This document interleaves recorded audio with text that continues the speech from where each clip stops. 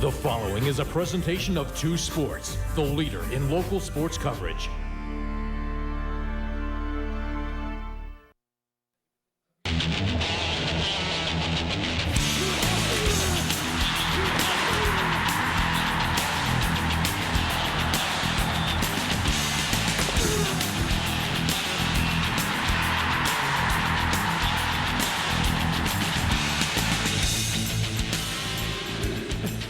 It's the final home game in the Lehigh Valley Outlawz 2007 season.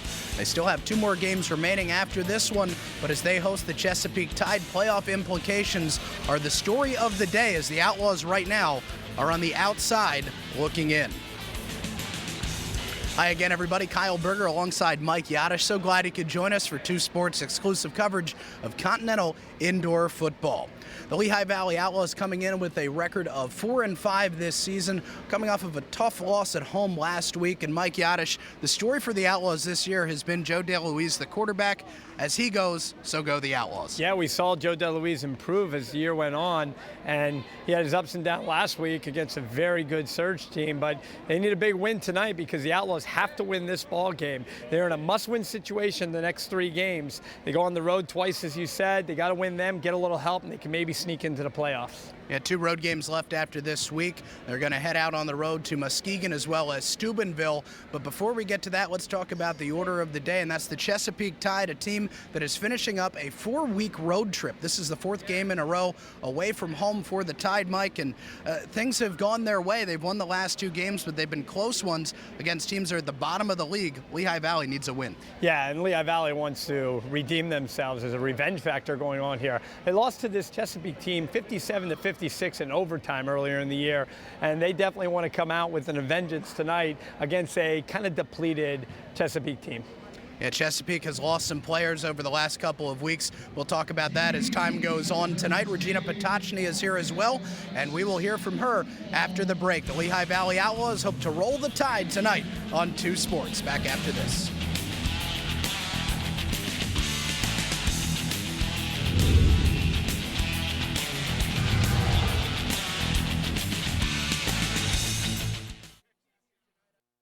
RobinsDiamonds.com. Our name is our address. And at Robbins, we're striving to improve our website in the same way that we're striving to improve the quality of what our stores can do, because we consider that website a part of our business. It's like having a store. But they're at home, and they're doing it at their own time, at their own leisure. We want to make that experience the most comfortable, the most exciting it possibly can be, and that's how we want to earn their business. Robbins rocks. Yeah. Robbins rocks. Business makes the world go round. And at Lehigh Valley College, we teach business.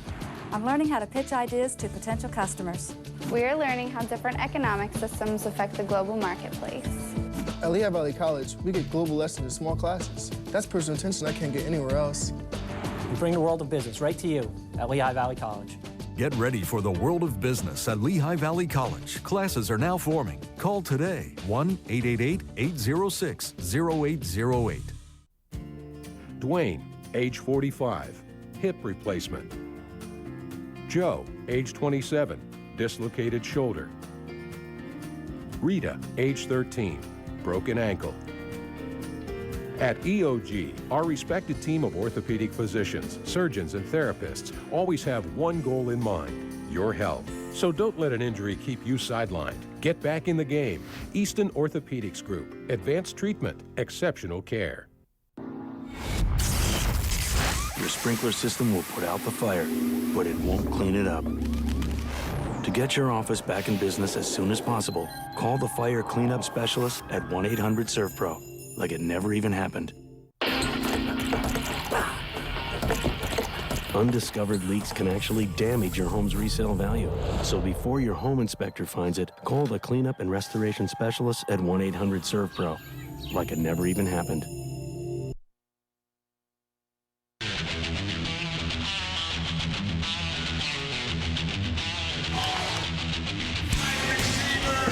Lehigh Valley finishing out their home portion of the schedule, hosting Chesapeake, a team that beat them in overtime a little bit more than a month ago. There's the records, 4-5 for the Outlawz. Flip it around for the Chesapeake Tide at 5-4. We'll turn it over to Jack Connors, the public address announcer, as he introduces the Lehigh Valley Outlaws. Running back, Rashawn Drayton. Number 12, Brandon Simmons, wide receiver. Number 22, linebacker, Adwella Dogs. Number 14, linebacker, Keith Bonesaw McConnell. Number 15, Kevin Bliss. Number 20, running back, Corey Brown. Number 26, cornerback, Devin White. Number 44, defensive lineman, Chad Clark. Number 50, tackle, Lloyd Brooks. Number 55, defensive end, Brian Blacksmith. Number 66, the center, Barry the Bear Helverson. Number 89, tackle, Drew DeRogatis. Number 94, Mike Hollywood Ramos. And number 99, Al the Beast Stokes. Ladies and gentlemen, your Outlaws.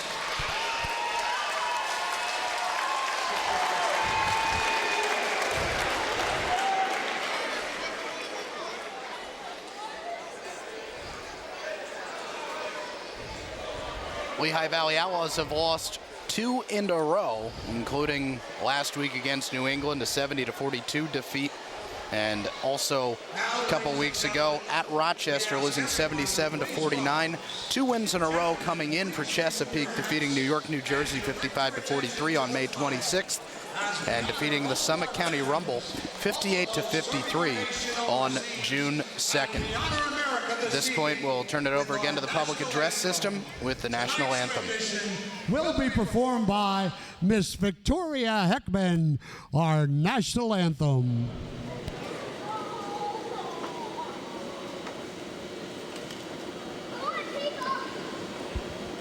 Oh, say, can you see by the dawn's early light what so proudly we hailed at the twilight's last gleaming, whose broad stripes and bright stars through the perilous fight o'er the ramparts we watched were so gallantly streaming, and the rockets regular, the bombs bursting in air, gave proof through the night that our flag was still there. Oh, say does that star-spangled banner yet wave o'er the land of the free and the home of the brave? Rendition of the national anthem right there as we get set for the Lehigh Valley Outlaws and the Chesapeake Tide. The Outlaws did win the opening coin toss, so there will be the Outlaws offense taking the field first. Big story for the Outlaws offense is the quarterback Joe DeLuise, and for more, we go to the third member of our broadcast crew this afternoon and evening, Regina Patachny. Thanks, Kyle. And we talk about the Lehigh Valley offense taking the field first. They struggled a little bit last game with the New England Surge being here at the Stabler Arena. When I spoke with Jim Paul this week, he told me, you know, we just have to get back to doing what we know we can do. He wants to see a little bit more of the design run by DeLuise this week. He said we got away from that. Joe's spending a little bit more time in the pocket looking for those receivers like he's supposed to be, but he is their leading rusher and he can get the ball, you know, anywhere on the field, but they want him to, you know, use his running ability. That's why they like him so much here as a quarterback for the Outlaws. So they want to get him running the ball more. Like I said, he is the leading rusher, so expect him to run the ball as well as pass it tonight. They want a balanced offense attack here against the Chesapeake Tide. Thanks, Regina. There is Matthew Stiefel, a former Arena League One player, won a championship in 1990 with the Iowa Barnstormers back in the early days of the Arena Football League. There's been some off-the-field issues with the management of Chesapeake and the players and the coaches, but they have brought the team together against adversity and tried to defeat the Outlaws tonight for the second time this season. Outlaws will be receiving the opening kickoff. Eddie Scipio is back deep along with Brandon Simmons, and it'll be Scipio from the 3. Scipio changing direction, but a good open field tackle there by Darryl Dispro on special teams coverage. Grabbed him around the ankle and just kind of grabbed him like a bear trap at the 14. Yeah, in this league, you usually want to start around the 25, about midfield. Eddie Scipio tackled for a loss on that play. There's the starting offense for the Outlaws. DeLuise, Scipio, Richards, Parker. Up front, Helverson, Brooks, and DeRogatis. On the other side, the Tide look like this. Hoffman, Henning, and Brady up front. Scott, Collins, Coleman, and Magruder in the secondary. The Outlaws will start out in shotgun formation. Zacoma Richards coming into motion at the bottom of your screen. DeLuise under pressure on the first play of the game, and he will scramble for a half-yard gain because the big guy, Adam Hoffman, got his paws on him, as well as Shea Mills, 2nd down and 9. Adam Hoffman is definitely the biggest guy on the field, and he just towers over the other players and got a little girth on him, too. Got to be over 350 pounds. Adam Hoffman just taking up that middle. There's the big fella, nose up on the Outlaws center, Barry Helverson. That's about 700 pounds squaring off right there. Richards in motion again. DeLuise rolls, fires, and it's juggled and caught by Eddie Scipio in Chesapeake territory. He comes back close to the 24-yard line and is very close to an Outlaws first down. Yeah, you can see Huffman wins the battle up front, but actually that wasn't Huffman, that was the defensive end. I think it's number 40. I didn't catch the number there, but a big defensive line here for the Chesapeake Tide. We're used to seeing quick, athletic guys, and this is just 3 beefy guys, and that might be good for the Outlaws because they've had some pass protection problems at times, and you know, DeLuise could definitely get away from any one of the 3 defensive linemen out there. Scipio orbiting around the formation. DeLuise looking his way. Now he will float one toward the end zone. Superman Parker, touchdown Outlaws. 26 yards, and Lehigh Valley strikes first.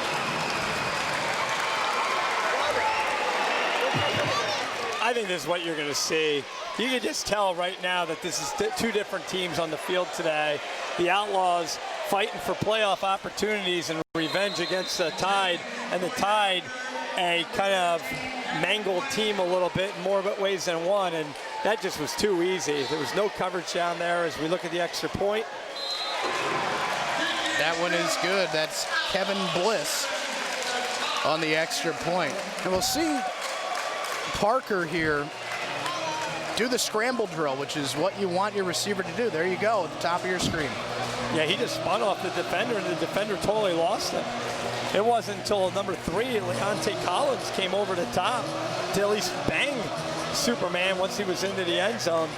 But a great start for the Outlaws. Now, here's the part we want to see, because the Outlaws defensively have given up a lot of points the last couple weeks, and they want to shore up that defense definitely today and get a little confidence into this home stretch and this fight for a playoff opportunity. So Kevin Bliss is going to be the place kicker. We're going to see Zacoma Richards do kickoffs. That scoring drive, by the way, 3 plays, 36 yards, capped by that 26-yard touchdown pass to Superman Parker. Superman has a haircut, by the way. He had the dreadlocks going for the whole season, and he said it's a new beginning this week.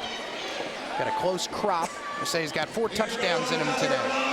Kickoff's out of bounds, and that'll put the ball at the 25. And Outlaws kicking woes continue. Got a pure kicker on the team again, it appears. And like you said, you're going to see Sakoma Richards kicking off, and you're going to see Kevin Bliss doing the place kicking for the extra points. Here's a look at the Chesapeake Tide starting offense. Grady Baker, who started the season as a coach for Chesapeake, is going to be under center. Joe Abel, Tavis Laws, and Isaac Warren, his targets. Hoffman and Henning playing both ways, and Daniel Zabo, the other offensive lineman. For the Outlaws, Chad Clark, Al Stokes, Brian Smith up front, Keith McConnell, the linebacker, Johnny Taylor, Joe Wooten, and Devin White, the rest of the secondary. Also see Keith McConnell in there looking to maybe start a rush. Here he comes, but instead of running play, Joe Wooten fills the gap and brings down the running back for a loss. That was Isaac Warren on the carry. But Joe Wooten really met him right at the line of scrimmage and stood up. You can see there a nice hit. Good strength in the hands, wrapped up. Well, Joe Wooten did not start this season as a starter on the defense, but he's getting a lot of playing time the last couple of weeks. He's made a very good impact on the defensive side of the ball for Lehigh Valley. 2nd down and 9. In motion is Tavis Laws. Pressure coming, floated toward the end zone, knocked down by Johnny Taylor as they intended that pass for Tavis Laws. Taylor, the defensive player of the week in the league 3 weeks ago. He breaks that one up.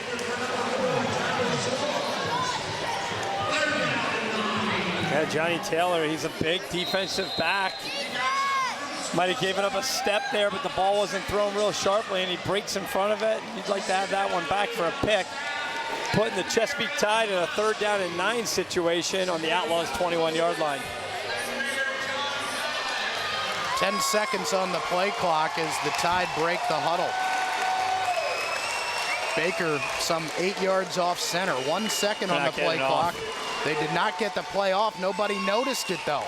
So they're allowed to continue. They throw the jailbreak screen left side. It's complete to Joe Abel, and Abel is down inside the 10, all the way to the 7-yard line. Outlaws coaches got to be livid right now. They got to be livid. I mean, that was about 3 seconds past the play clock running out. Someone's got to be assigned to that play clock, and that should never happen. I mean, they were definitely at least 2 seconds, Kyle, past getting that play off. And a big break for the Chesapeake Tide as the Outlaws had some momentum. They had the crowd into it, and now they're ready to punch one in against the Outlaws. So a 1st and goal from the 7.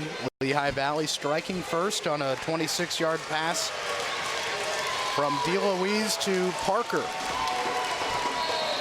And now we have flags. I think a false start is upcoming on Daniel Zabo. Dennis Krim is the head referee today. Have you noticed, like Adam Huffman on offense? I mean, there got some guys. This old school arena ball where you don't get off the field. Chesapeake Tide's gonna have some guys going both ways today. Dennis Krim, the head referee. Rich Garger, the umpire. Jeff Bauer, the head linesman. Bruce Williams, the line judge. The back judge, Dr. Frank D'Angelo. 1st down and goal from the 12. Tavis Laws around the formation. Handoff. This goes to Darrell Overton. Overton dragging Mike Ramos inside the 10 down to the 8-yard line. A 4-yard gain, 2nd down. Did Frank D'Angelo tell you to call him Dr. Frank D'Angelo? Dennis Krim told me to call him Dr. Frank D'Angelo. I mean, I know he's an administrator, you know. There he is, the good doctor. Dr. D'Angelo. Hey, figure a doctor would be able to see the play clock. Doc, I think you're in charge of the play clock. Just kidding. I'm in trouble next year. One of the finer referees in the area. All these guys we talked about before started as high school, and now they're all collegiate and professional officials, and they're the best. There's a look at Laws with his run up to the line of scrimmage. Handoff to Overton. Down to the 5-yard line. Stuffed there by Chad Clark, Keith McConnell, and Johnny Taylor. 3rd down and goal. Yeah, and Joe Wooten, another good open field tackle at the end. It looked like for a second there that Darrell Overton's going to get out of that tackle. A little shocking here, Kyle. This is called running the ball. We don't see much of this. No, you don't. And this is a Chesapeake team that, in the first meeting between these two teams had 298 yards passing from quarterback Chris Thompson, who is no longer on the team.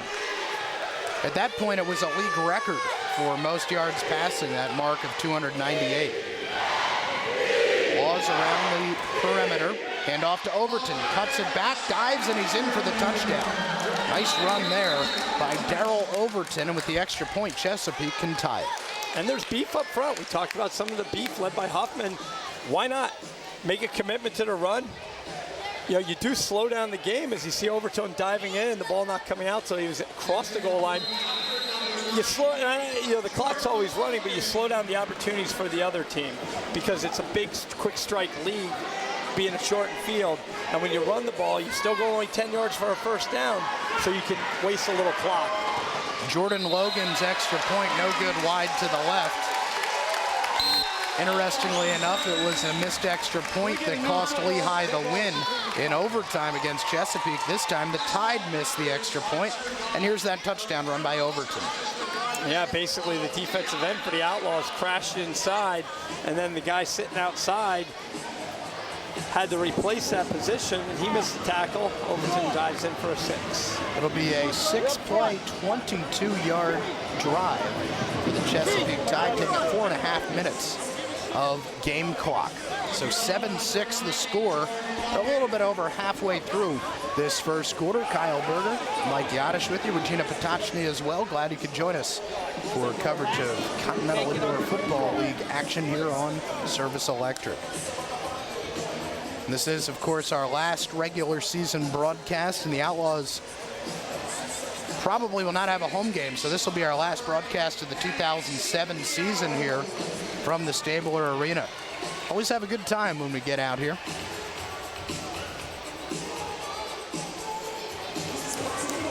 Jordan Logan will be kicking off to Eddie Scipio.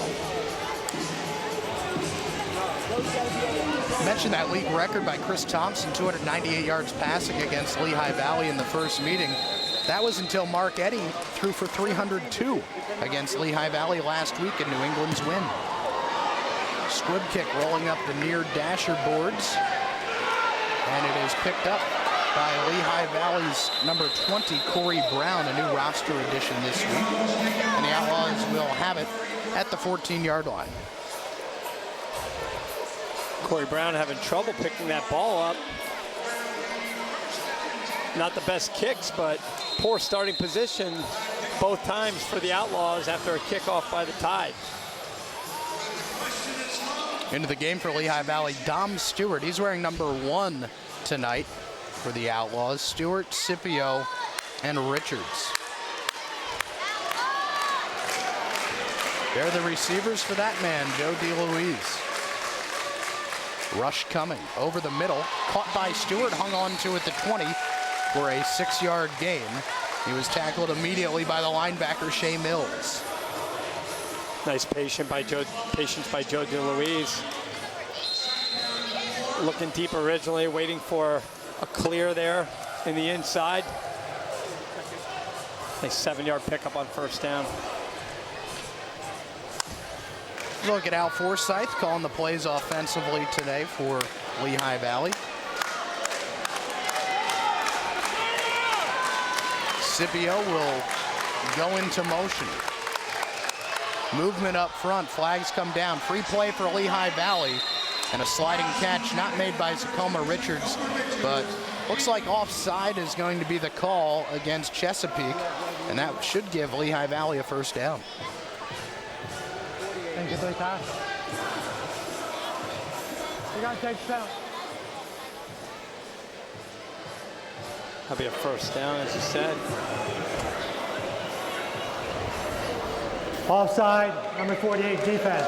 5-yard penalty, result first down. So another first down for Lehigh Valley. Put the ball right at the 25-yard line, the middle of this 50-yard field.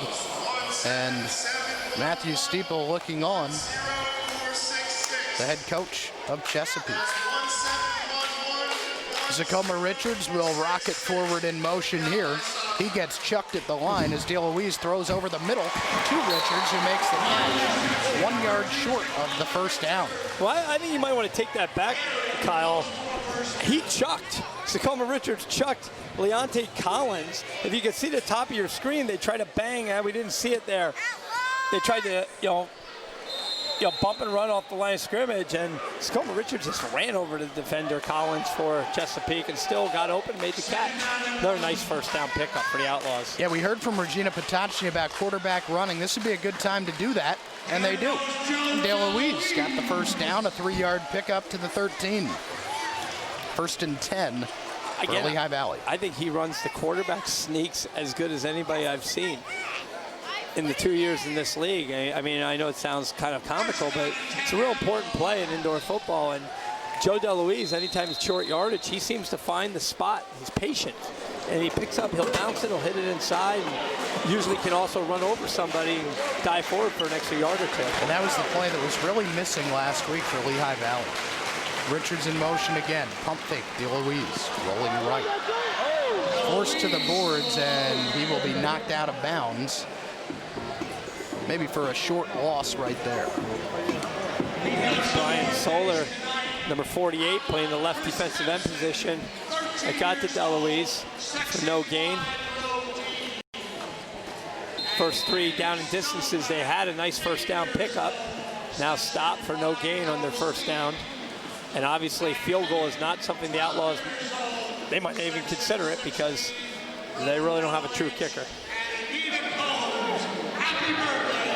10 seconds on the play clock. That is Scipio split with Brown in the backfield. Now Scipio in motion, and it's going to be a false start on Lloyd Brooks, the left guard.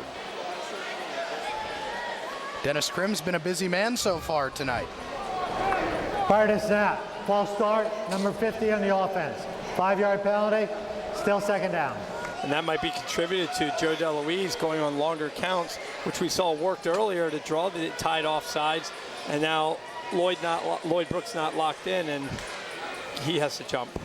So 3.5 minutes to go here in the opening quarter. 7-6, the Outlaws leading it. Eddie Scipio comes into your screen in motion. Good play fake by DeLuise. He'll be running for it, cutting it back inside the 10 and down to the 9-yard line, making it a very manageable 3rd and 6. And again, they'll have 2 downs probably to get this. Joe DeLuise play fakes to the left. Watch the whole tide. Watch the defensive end on the left side. Bite inside. He doesn't have the speed to stick with Joe DeLuise. Nice play.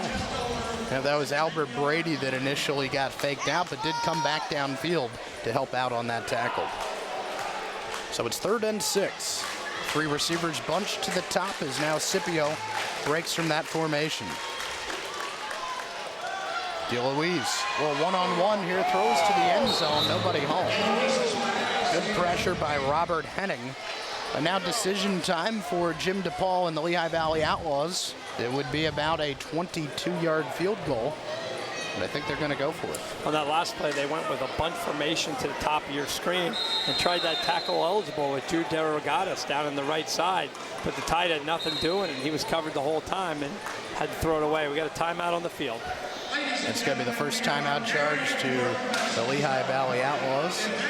A look at some of the activities going on around the Stabler Arena. Jolly Holly, the clown.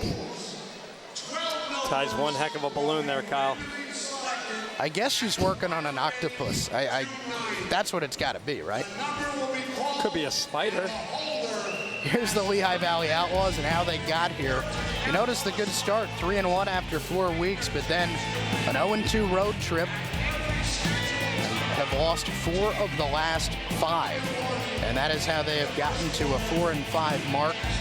And looking at last week's game, that second quarter, just a bit of a meltdown defensively, and that cost them that ball game.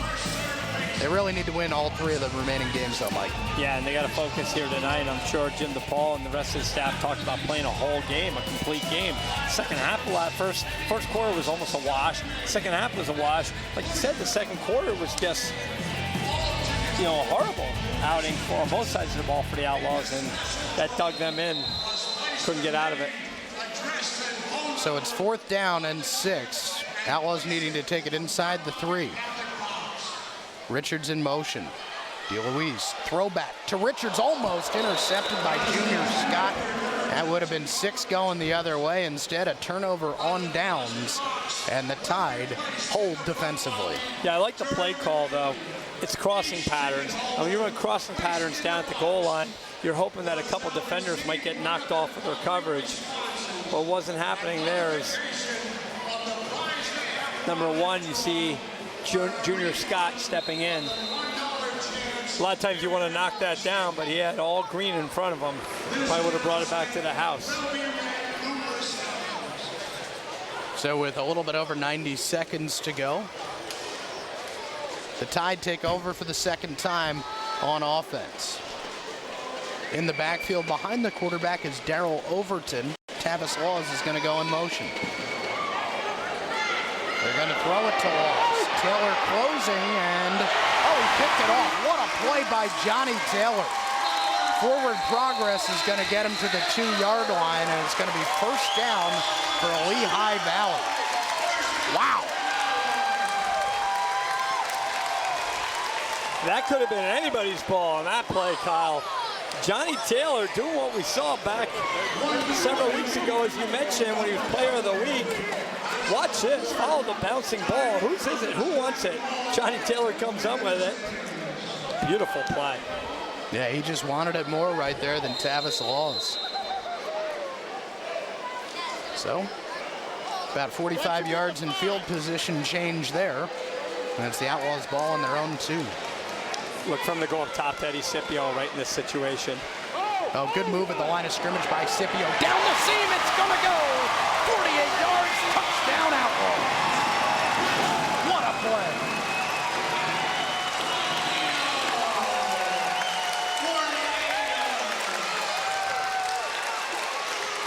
Joe DeLuise realizing he didn't have much time back there to float one, so he decided to thread the needle in between 2 defenders. Scipio concentrates on the ball,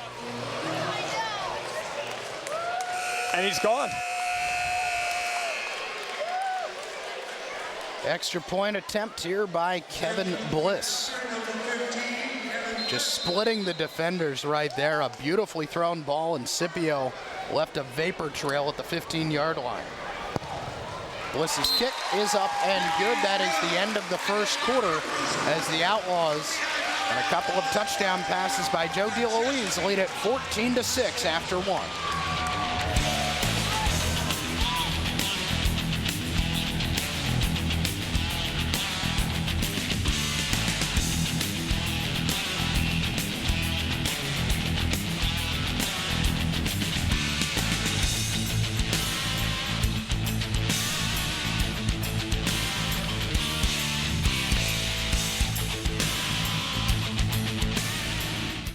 If I had to think of one thing that differentiated Robbins from all the other jewelers in our area, I would have to say it's the education that we give the customer, the way we give the education. The color, the cut, the clarity, and the carat weight all becomes a means to an end. There is a difference in the light performance. There's a difference in the brilliance. There's a difference in the value. A brighter, more brilliant, exciting diamond, what I call pizzazz, is a lot more important than a bunch of numbers and letters on a certificate that you're going to put in the safety deposit box. Robbins rocks. Yeah. Robbins rocks. Here's a look at the touchdown pass from Joe DeLuise to Eddie Scipio, 48 yards to the house. Now let's go down to Regina Patachi. Thanks, Kyle. And as we talked about, the Outlaws are on a 2-game losing streak. They lost 2 in a row, so their confidence was a little bit down last week. The defense did not play well against the Surge. So, Jim DePaul this week wanted to get his team up and going. He said he was worried about the confidence level on defense and offense. So they had a team meeting, try to get the team unity thing together. And right now here down on the sidelines, everyone's up. The emotion is going. The intensity is here. Everything Jim DePaul wanted. But we have to note that that's what happened last time when the Outlaws went down to Chesapeake. They got up early, really big, and then they kind of left it go. They kind of got out of the game, so we have to make sure, and I'm sure DePaul is telling his team right now to make sure that you guys keep this intensity. We need this the whole entire 4th quarters. Thanks a lot, Regina. The 48-yard touchdown pass from DeLuise to Scipio, the longest of the season. Prior to that, was a 47-yard touchdown pass to the tackle-eligible Drew DeRogatis a few weeks ago against Marion.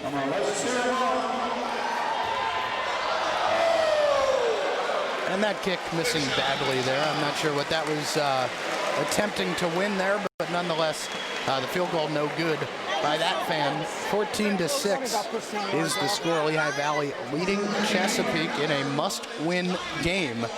And Zacoma Richards is going to be kicking off this ball. Back deep to receive for Chesapeake.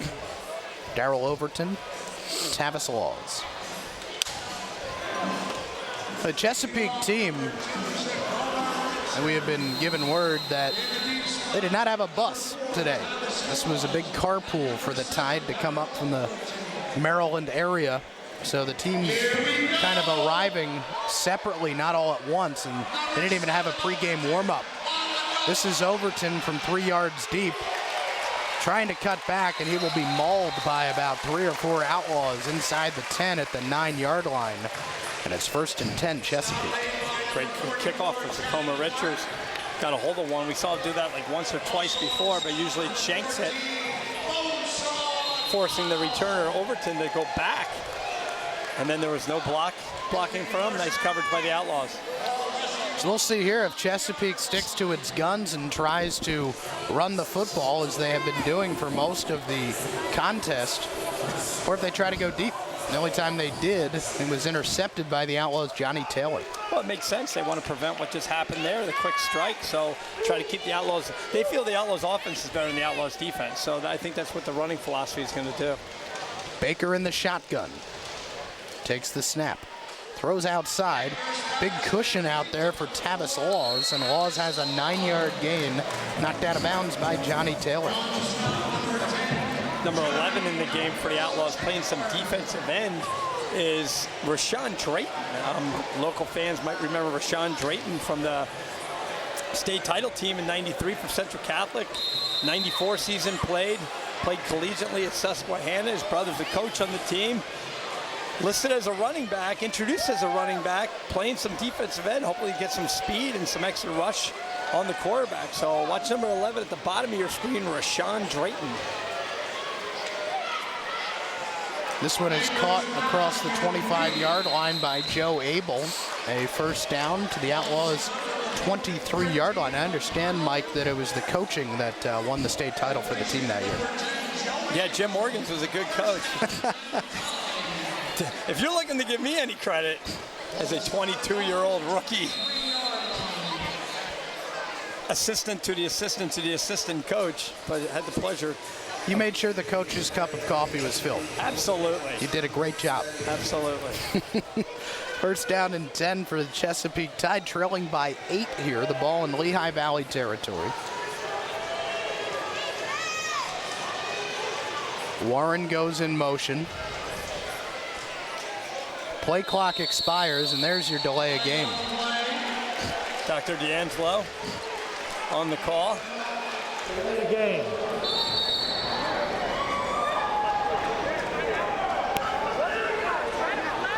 So no fashion show today, Mr. Berger. No, I understand there's a flag football game at halftime. Prior to the time running out, we had timeout, Chesapeake. Oh, okay. Yep. I believe it involves the mayors. Allentown and Bethlehem. Allentown and other players. Freedom's head basketball coach, Joe Stellato, stopped by here prior to the game, and he's going to be playing down there for the city of Bethlehem. Here's Chesapeake, a tough start for them. It's almost the opposite of the Lehigh Valley schedule. Chesapeake starting off 1-3, but they've won 4 of 5 and have improved their record to 5-4. The only blemish in the last month was that loss at New England, and we saw how good the New England Surge can be when they came in here and beat Lehigh Valley last week. They got to be loving the schedule maker who said, hey, why don't we have them play Rochester back-to-back in April? Well, Rochester had to play Fort Huron back-to-back the first 2 weeks of the season, so they can relate. But those last couple of weeks, Miami Valley and Steubenville, a couple of big games for Chesapeake if they're going to make the postseason. Right now, they're the number 3 seed in the playoffs if the season ended today. That's Isaac Warren in motion. Baker, deep drop, center screen. It is caught and immediately dropped by Joe Wooten. Tavis Laws on the reception. This one will lose about 1.5 yards. And there you see, Mike, the influence of the head coach, Matthew Steeple. That is a play you see a lot at the higher levels of arena football, a lot of the screen passes. We haven't seen many of them here this year. I don't think it was a screen, though, because the linemen are not really downfield. You see number 62, Huffman, still standing in the middle. I think he was looking to block Travis Laws, and he just kind of turned. It was like a check-off, kind of a dump to him. I could be wrong, though. Baker loading up for the end zone, overthrown, incomplete. Intended for Isaac Warren, who wants a flag, but it's not coming. But then I think about that play even more. It looked like the right tackle might have been downfield. He was downfield. So you might be right. Maybe Big Huffman going both ways, pushing 4 bills, and just gave him 50 pounds. Maybe he just wasn't getting downfield. Yeah. 3rd down and long here for Chesapeake. The line to gain is the Lehigh Valley 13.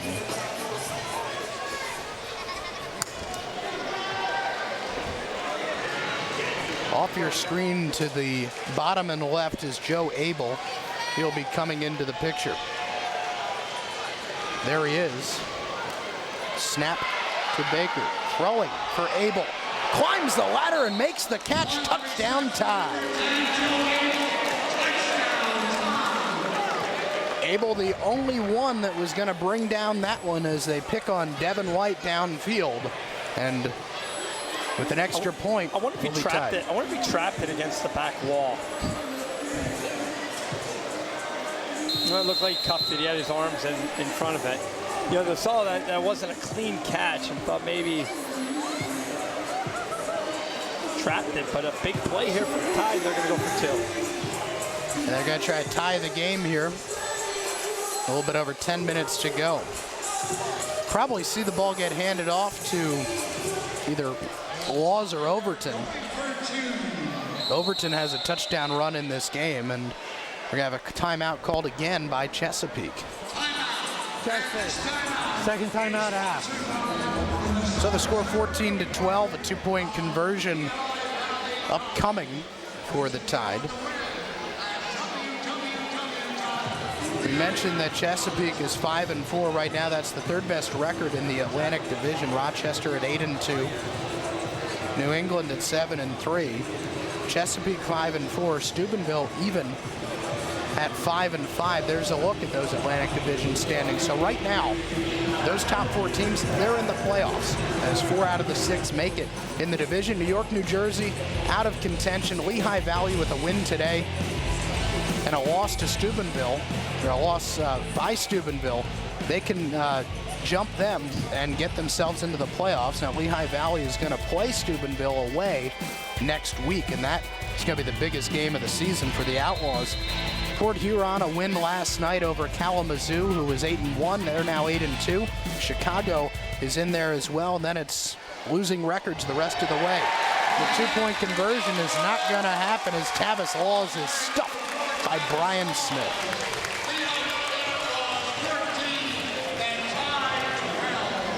Yeah, they took that timeout, ran like a reverse here to Tavis Laws, and someone forgot to block Brian Smith, number 55, in the backfield. A little too cute for a 2-point conversion, I think. Absolutely. Right there. Especially in the indoor game. There's some action going down there, Kyle. I think you and I can compete on that field. Yeah, I think so. Not a problem. Let's give you another look at the Great Lakes Division standings. We've been saying for a couple weeks, give Port Huron the trophy right now. Springfield and Summit County yet to win. And Miami Valley and Marion scrapping along with 3 wins. Now 6 teams out of those 8 will make the postseason. The top 2 will get a bye in the first round, play the winners of the games between teams 3 through 6. Kickoff headed down to Eddie Scipio from the 3. Eddie trying to get loose, but for the second time tonight, Darrell Disbrow makes the tackle on the Bethlehem Catholic product. There's his number 1 fan down there. Let's go Scipio.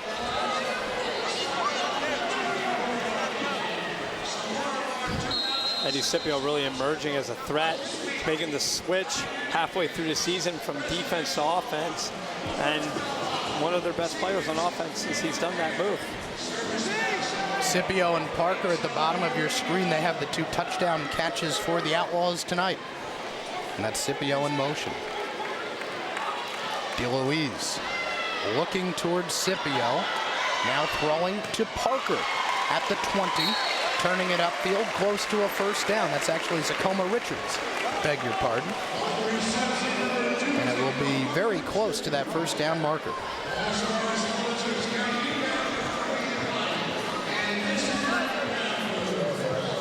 Talking There's about our me buddy again, Slick Vic. Talking to him before the game about the... and he's pointed at us. Yeah, we're talking about you, Vic. Always looking for some pub. 2nd and short for the Outlaws. There you see what Joe DeLuise sees. Steps around the blitzing defender. He's got the first down, and he's down inside the 10-yard line, upended by Junior Scott. 1st and goal for Lehigh Valley. And the beautiful thing on that play, I pointed this out last week, Joe DeLuise had his head up the whole time until he crossed the line of scrimmage. Before, earlier in the season, he would just tuck it and run right away, and then he wasn't much of a passing threat. But there, as he's moving his feet real quick, doing all the little quick motions in the backfield, taking on a blitzing linebacker and juking him, kept his head downfield, looking for a receiver, picks up first down. Richards and Scipio flanking DeLuise in the backfield. It'll be Scipio on the run play. Oh, look at Eddie run. Inside the 5, down to the 3. Some happy feet there for Eddie Scipio and an 8-yard or a 7-yard gain. Showing some strength too, doing a little slide step there, and then also lowering the shoulders at the end. Watch Scipio here, just bounce it to the outside, then he squares his shoulders up and says, "Take that." Here's where you're going to see Joe DeLuise. I really think it's tough to pass down here. Well, they brought in Rashawn Drayton into the huddle. I think that's for blocking purposes. You're going to see Scipio. Probably this play you'll see Scipio off the left side and then a fake and DeLuise off the right side next play. That's Drayton in motion. Handoff Scipio looking for the corner. Does he get in? No. Good stop by Albert Brady on the far side. 3rd down and goal. Drayton's getting a first game here at Stable Arena, and he's mixing it up in the back corner with one of the defensive backs of the Tide. Al Forsyth trying to pick out a winner from that play card. I'll buy a Gatorade if Joe DeLuise doesn't carry this ball the next 2 plays. Might only take 1 play, who knows? Drayton and Scipio stagger in the backfield. And there's Drayton cheating up very close to the line of scrimmage. Scipio goes in motion. Mike Yadish will not be buying me a Gatorade because it's a rushing touchdown for Joe DeLuise. Good call, partner. It's smart coaching, too. Al Forsyth's been down there calling the offense all year, and he knows, take the percentage play. You know, don't try to get fancy down there like we saw in the 2-point conversion by Chesapeake. Go straight at him and use your best player with running the football, and that's been Joe DeLuise all year. Kevin Bliss is on for the point after. He has twice been successful. Make it 3 times, 21-12. The Lehigh Valley Outlaws leading it with 5:54 to go in the first half.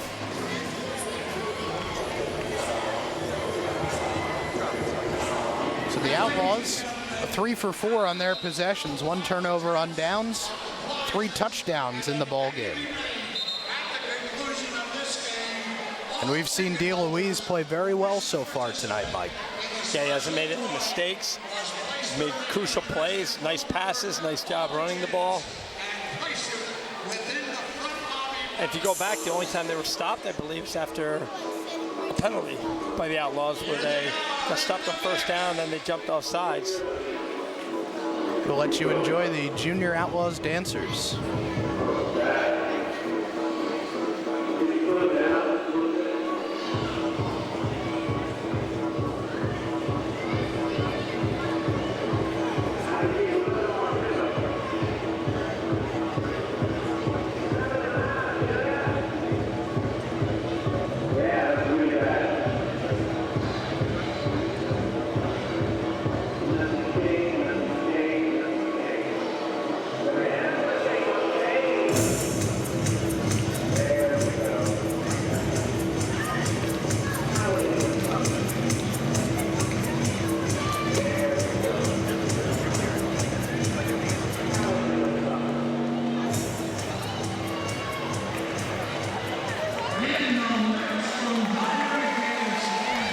Junior Outlaws dancers entertain the crowd here in quarter number 2 with Lehigh Valley leading it 21-12. Tacoma Richards has been hot and cold as the kickoff guy for the Outlaws. We'll see what he does here. Cold. Bouncing it off the wall near side. It is picked up by Darryl Disbrow, and he is slammed into the boards in Outlaws territory. Best starting field position of the ball game for Chesapeake at the Lehigh Valley 18-yard line.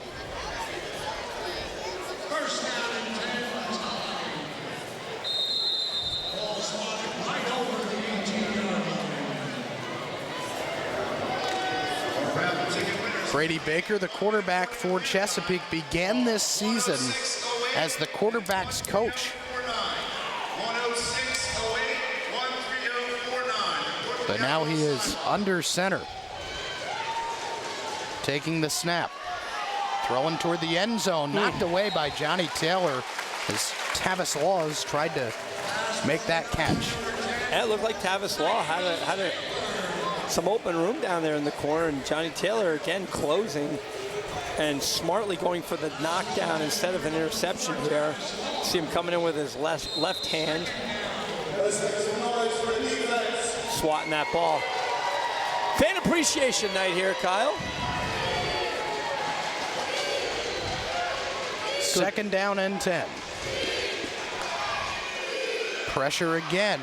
And it's incomplete over the middle as that pass broken up by Joe Wooten. Isaac Warren could not hang on, and Wooten with a big hit over the middle.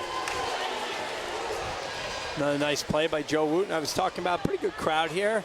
Saw some really big crowds early in the year, but I'd say compared as we look at that play by Wooten, better crowds this whole year pretty much than last year outside of the opening game last year. I believe they probably got close to doubling their attendance this year just on you and I looking at the crowd sizes. Yeah, it's been much more consistent this year as far as filling up the Stabler Arena, and one of the best home crowds in the CIFL. That was Laws in motion. Thrown to the near side, and was it caught there by Abel? Yes, it was. Well short of the first down, though. It'll be 4th down and about 7. The Tide will be going for it. Here's a look at that last play. Yeah, Joe Abel. Wow, that would have been Regina. Regina, you better be standing back down there. You might have took a Marsha Brady right there off the schnoz. I was just thinking that. Chesapeake needs to take it inside the 8-yard line. I think Regina's too young for that stuff, huh? So are you. Who am I talking to? It's going to be a run. And we'll see where they spot it. Oh, left foot, right foot. That's what this is going to come down to. I think they're short. Yeah, it looks to be short from the initial spot as Grady Baker on the quarterback draw. Yeah. Did not get it. Well, I think they might measure it anyway.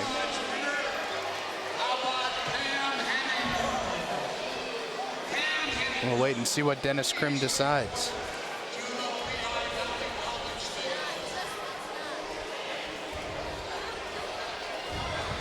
Oh, they are going to bring in the sticks. Here's a look at that last play. You can see across the field. I think he's short. Yep. And he is by about a half a yard. So the Outlaws defense holds by that much. And they'll get the ball back with 2:52 to go, and a touchdown here going into the locker room would be huge. Well, in Eddie Scipio's situation here, they love to strike after a stoppage. Maybe go deep here, but you also don't want to get yourself in a 2nd and long and give the Chesapeake Tide another opportunity to get the ball. It's Brandon Simmons in motion. DeLuise over the middle. Scipio wasn't looking. We saw that a lot last week, and it was knocked down by Shea Mills. Well, what I think is happening is he's getting chucked off the line of scrimmage there. He was not the deep motion guy, so he's not at his pattern depth where he thinks he should be getting the ball. But Joe DeLuise realizes I don't have as much time, and you are open, and I get rid of it here. So that's just a communication, and you know these guys don't get to practice every day. These guys have real jobs, a lot of them. Not that this isn't a job, but you know what I'm saying, as opposed to the collegiate game or high school game where you practice every day. DeLuise under pressure. He's going to run. Good scramble here for the Outlaws quarterback. Down the sideline to the 15-10. Face mask toward the end zone. And he is going to be called in for the touchdown. What a run by DeLuise. I thought they marked him back, but I saw a touchdown from the line judge. No, I thought they marked him out of bounds at the 3, and then you saw the flag. Dennis Grimm is about to make a call. Yeah, let's listen in.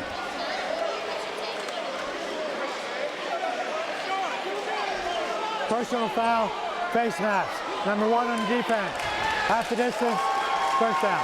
So he did not get it. Yeah. Here's a look from behind the play, and boy, what a job by Joe DeLuise. And look at the block by Scipio, just getting in the way. Takes 2 guys out down there. Joe DeLuise, I believe, Kyle, when you and I go to referee camp.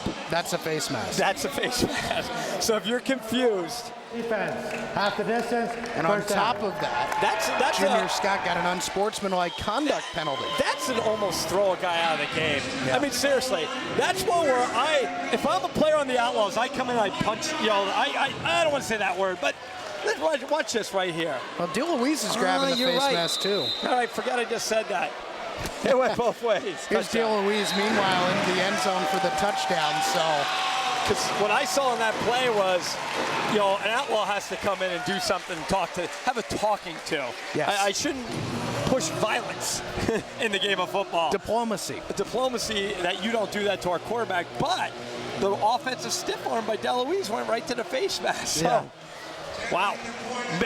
What an exciting play, though. Joe DeLuise, MVP of this game on offense so far. Yeah, no question. Bliss on for the extra point out of the hold of Zacoma Richards to make it a 16-point game. Kick is almost blocked, up, and good. That will take us down to the 1-minute warning. And it is 28-12, Lehigh Valley in the lead. The fans enjoying this so far, as the Outlaws have been close to perfect in this contest. Again, the scramble for Joe DeLuise. Let's watch him miss how many guys he jukes. That was 1. Jets out 2. Watch a double block by. See, you don't got to be big and throw a big block. And here we go. Boy, that is a vicious, vicious face mask.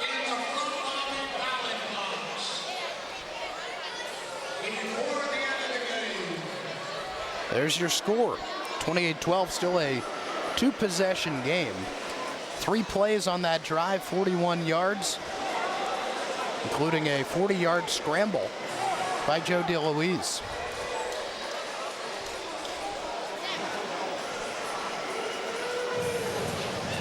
So Richards is going to kick it off. There's how you get on TV. We tell you that every time. Make a sign with our logo on it. And that's not the Zambelli family this time, is it? No, it's caught on, I think. This is Darrell Overton. Overton to the outside, and he's tackled by Brandon Simmons at midfield. We have a flag back near the kickoff. Gotta be offsides. You would think. Can they tack that on? Because they obviously wouldn't want him to kick it again. Offside on the kicking team, number 10. 5 yards, first down. They'll just put it on the end of the return. He had to be way offsides because. Where are those in? Oh, he's there. He's in there. There we go. Oh, he's listening to the iPod. Beatles. The Beatles are here. He's obviously listening to some Beatles tunes there. You would think so. Absolutely. You think it's older Beatles or newer Beatles? Considering maybe Wings. Considering his father grew up in the Beatles era, yeah, you would think that. Well, Paul McCartney solo passed down some of his albums and 45s to his son. And then he tried to put the 45 in a CD player, and that was it. Yeah, it was over. So we're in the 1-minute warning right now, and it will be Chesapeake ball. NFL timing rules coming in. And before the next play, let's head down to Regina Potocny. Guys, we know the Outlaw defense have had some trouble so far in the past couple of games, and we saw that big stop that they had the last drive by the Chesapeake Tide. So, you know, their emotions down here, they're high and low. Right now they're on a high. They got that stop, but they want to go into halftime on a high note, so look for some more big defensive plays from this drive. Yeah, Outlaws looking for a big defensive play here as they hold on to the 16-point lead. Baker throwing end zone, flag down, incomplete. We'll see what Frank D'Angelo has to say about that. With the separation, you almost think there's a push-off offensively. Because if you're going to hold defensively, you would expect he wouldn't get that wide open. Let's see on the call. Holding, number 10 on defense. 5-yard penalty, first down. Then Johnny Taylor did not do a good job at holding because, again, that wide receiver got way open. Uh-oh. Is that one of the longs? Tyler's getting a pretzel. That pretzel is bigger than Tyler. One of the longs. That could be one of 55. Smile. There it is. Yeah. All right, Tyler. First down on 5 now after the penalty. Baker throws out, and a one-handed juggling catch made by Abel. Outlaws trying to strip the ball from Abel. He will pick up 4 yards, still 1 short of the first. You see the clock rolling under 43 seconds to go now. I thought that kid at the food stand was the guy on the camera behind the end zone there for a second, but no, that's not him. End zone touchdown.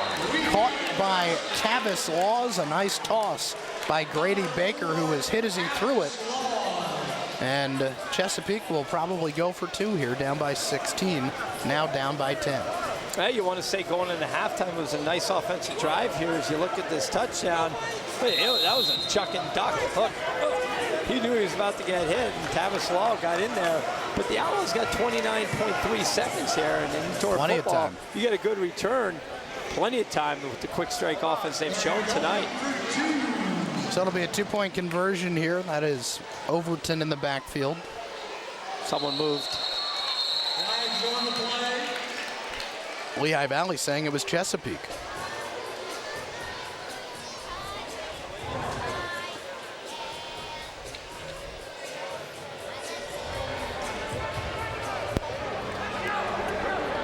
Prior snap, the defense neutral zone contact. Half the distance, still try for point. Anytime you get that half the distance on a conversion, you have to think quarterback sneak. However, we haven't seen anything running-wise by Baker so far.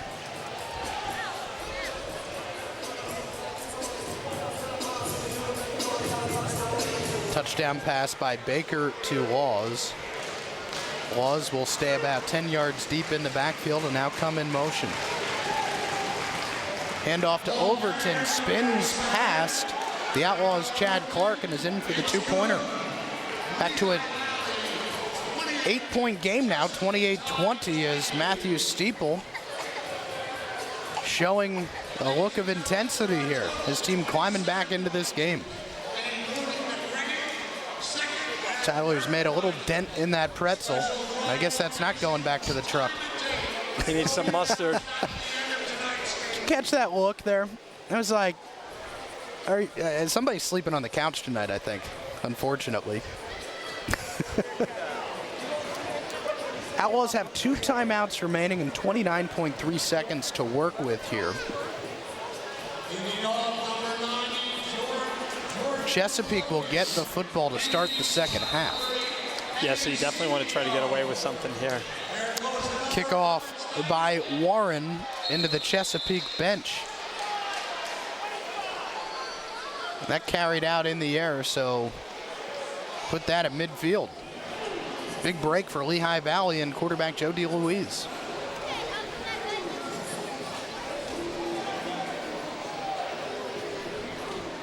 And with 29.3 seconds left, you don't need to get all 25 yards in one shot here. Some of our friends out in the concession stand Watch this. They ran that tackle eligible out of this bunch formation earlier. Drew Derogatis would be the eligible one. He's going to stay back and block, though. DeLuise has nobody open. Now he's going to go to the end zone for Superman, but overthrew him, and it's incomplete.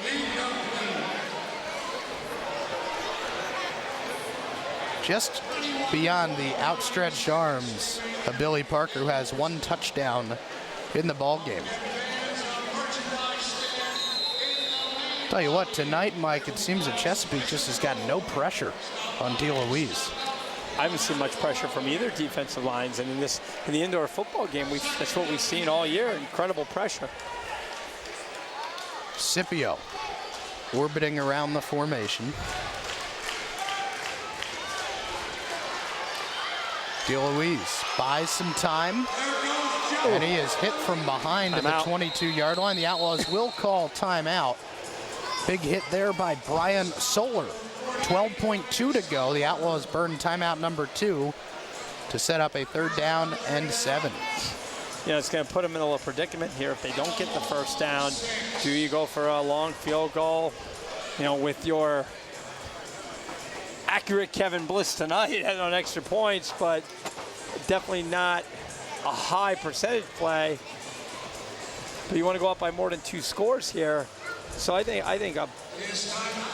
you pick up the first down here. And do you have any more timeouts? One more. Okay. Bang that timeout. And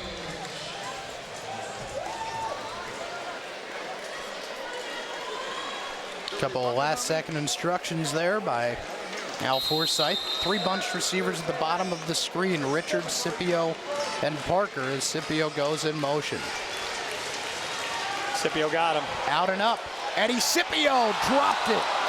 No, that was a touchdown for Lehigh Valley, and Eddie Scipio had to go right through his outstretched arms. And Matthew Steeple is livid as Junior Scott tried to chuck Scipio and missed him. Scipio wide open and just a little twisted there, just couldn't get his hands around properly. Just see how that's kind of over the shoulder a little bit. They're going to go for it, Kyle, on 4th down. Happiest man in the building, Junior Scott, after olaying Scipio. They do have 2 downs if they do pick up the first down here. Need to get to the 15. Richards rocketing toward the line of scrimmage. Throwing his way, caught by Zacoma. Richards right at the boards. He's out of bounds, stopping the clock with 4.7 to go. 1st and 10, Lehigh Valley. Do you have a shot at 2 quick throws to the end zone here? 4.7? Depends if your man over here on the clock is hooking you up. Yeah, that's true. They're bringing the kicker out. And they are bringing Kevin Bliss out. Jack from Heaven on a Bun. We've been keeping him in business the last couple of home games. Seriously, those Progies they're pretty good. They're lethal. That's a good thing. This will be a 20-yard attempt by Kevin Bliss out of the spot of Richards. Kicks up, it's no good, wide to the left, and with 1.2 seconds left, Chesapeake should get the ball back at the 5-yard line. You could tell the way that ball took off and spun here. He overkicked it. He took out of his mind that it's an extra point. Before chip it. Here, 5 more yards. I need a little more leg. He overkicked it, and you got that top spin. You kind of catch it inside. And Slick Vic is looking to give a ball away. Now let's watch the arm. What kind of arm does Slick Vic have? Come on, are you a DJ or are you a man? Let's find out, Slick.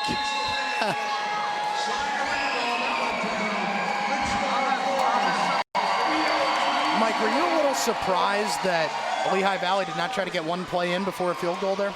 I don't know. I thought they would. I really thought they would. Especially with 1 timeout left. Yeah, but again, that's a tough decision there. If he makes it, there's no problem. Chesapeake's going to take a knee, and that's all for the first half. So the Outlaws miss an opportunity at the end of the first half, but will take an 8-point lead into the locker room. And we will take a break as well. 28-20, Lehigh Valley. We're getting hungry. Back with more from halftime after this.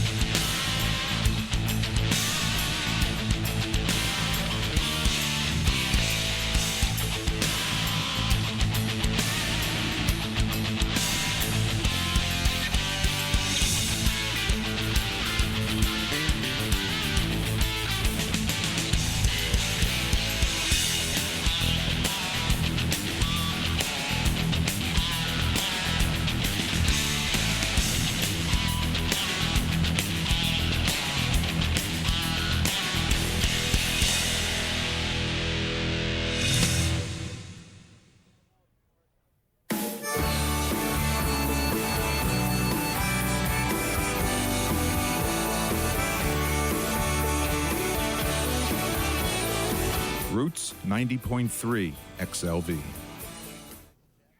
Are you looking for something fabulous to do this summer? I took part in the DeSales University Summer Video Institute and made 3 movies that were screened at the end of the session. And best of all, you actually get college credit for this program. See you there.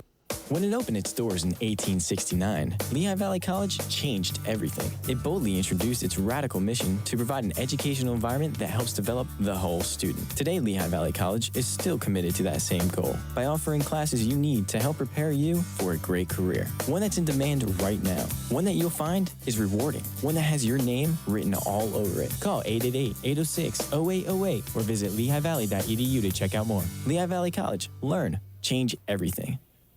Chevy 21 pronounced Spring Zero Sign and Drive. 500 vehicles all lined up, shined up, and ready to go. And with your good credit, it's 0 down, 0 tax, 0 plates, 0 out of pocket. From Cobalt to Silverado. It's a true sign and drive. Plus 200 pre-owned, factory auction, off-lease, fleet rental.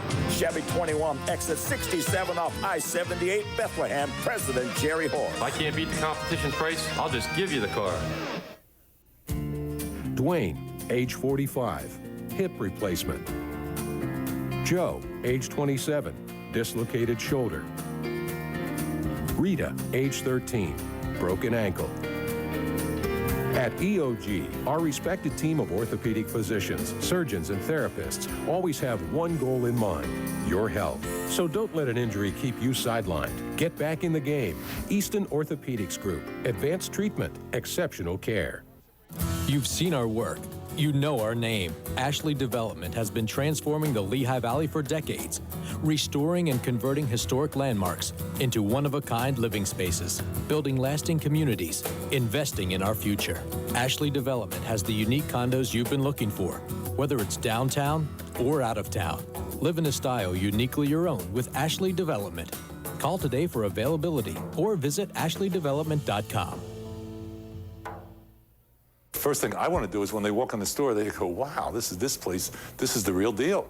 The average jewelry store, you're standing at the counter somewhere with other people bumping into you and looking over your shoulder.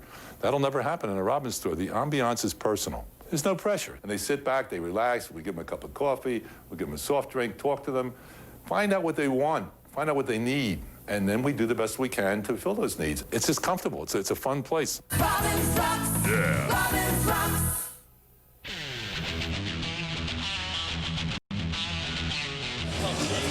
A little Texas tea get you through halftime. Our friends at Heaven on a Bun. As the Lehigh Valley Outlaws leading it by a count of 28-20.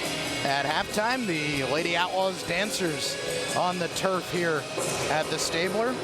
We'll let you watch their routine, which has actually now come to an end, so scratch that. But the Lady Outlaws with a good routine here at halftime with Lehigh Valley leading it 28-20, and Mike Yadish, really a good first half there for Joe DeLuise. Yeah, offensively, I think the Outlaws did a fine job. I believe they were only stopped twice, maybe 3 times. I can't think off the top of my head. I know the one at the end. And Joe DeLuise with his feet and with his arm had a good first half. Defensively, we can't say the same. Outside of a couple nice breakups by Johnny Taylor, there have been some missed coverages in the secondary and allowing the Chesapeake Tide to hang in this ball game with their offense scoring a few touchdowns. Outlaws leading at 28-20. We'll take a break, come back with more from halftime at the Stabler Arena right after this.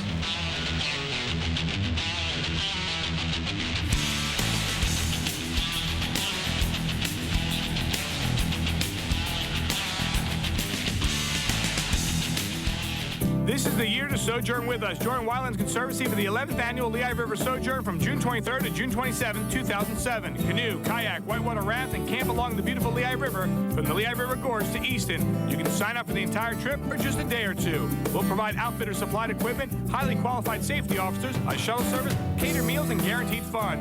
Call Wylands Conservancy for more information. Sign up today. Space is limited. 610-965-4397, extension 22. Dwayne, age 45, hip replacement. Joe, age 27, dislocated shoulder. Rita, age 13, broken ankle. At EOG, our respected team of orthopedic physicians, surgeons, and therapists always have one goal in mind: your health. So don't let an injury keep you sidelined. Get back in the game. Easton Orthopedics Group. Advanced treatment, exceptional care. Hey, thanks for stopping by. You know, I followed your character since the first episode. I'm a big fan, big fan. Thank you. And listen, your storyline, it makes for incredible TV drama. Thing is, your drug use is very adult content. Too adult for the kids. So I'm gonna have to block you. Oh, man. Yeah. Well, have a good one. You're a nice lady. Criminal justice, a real career in this field can be in your reach. How? Lehigh Valley College. Lehigh Valley College can prepare you for a criminal justice career. And we can back up our claim with this fact. We have real graduates who've gone on to become police officers, youth mentors, and corrections officers, just to name a few. Real graduates, real careers. To find out more about our criminal justice program, call now for your own free career guide. Call 888-806-0808 now. Our phone lines are open. That's 888-806-0808. Water in one room can mean water damage in the walls and ceilings of other rooms as well. So call the water cleanup specialist at 1-800-SERVPRO, like it never even happened. Putting out the fire is their business. Helping you put the pieces back together is ours. The cleanup and restoration specialists at 1-800-SERVPRO, working to make fire damage like it never even happened. For a game-winning triple play, order Service Electric Cable TV's Value Pick Package. For just $89.95 per month, you'll get full basic cable, 90 channels, including 20 exclusive channels, only on Service Electric. Service Electric Telephone, which includes call waiting, caller ID, and three-way calling, and economy high-speed internet. Bundle up all these great services for one low price. Call Service Electric now for this incredible offer. The sooner you call, the more you save.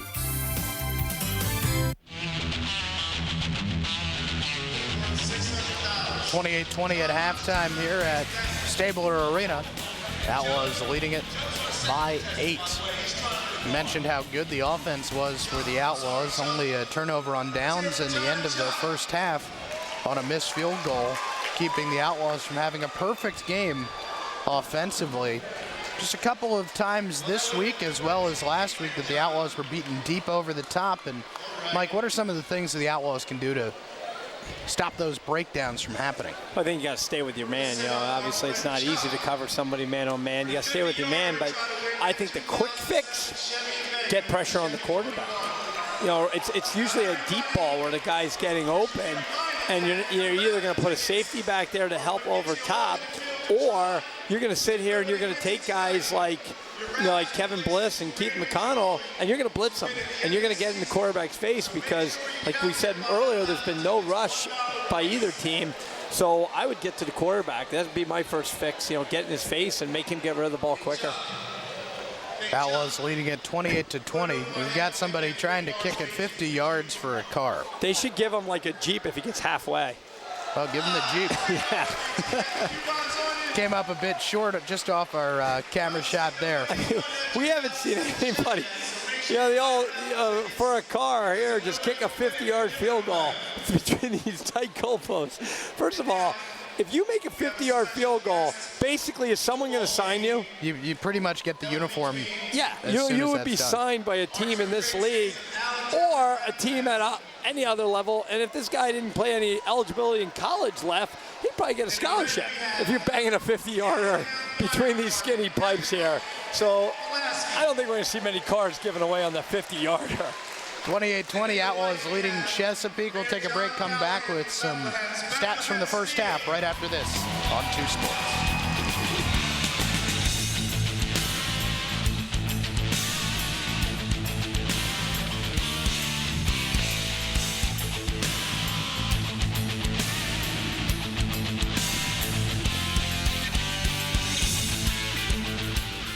You don't have to be a star to be in our show. The locations are set. The time is now. The crowds are waiting. The attention is on you. During July 12th through the 15th, thousands of amateur athletes from all over the East Coast will converge on our beautiful park system. They come to compete against local talent in 40 different sports and to contend for the Allentown City Cup. Accept the challenge. Keep the trophies in our valley. The tournament directors want you.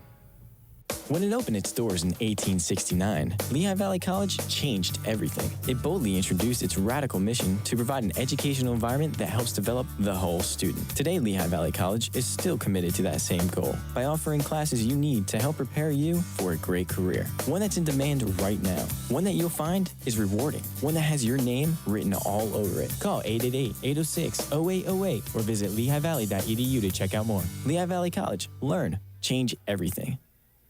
You've seen our work.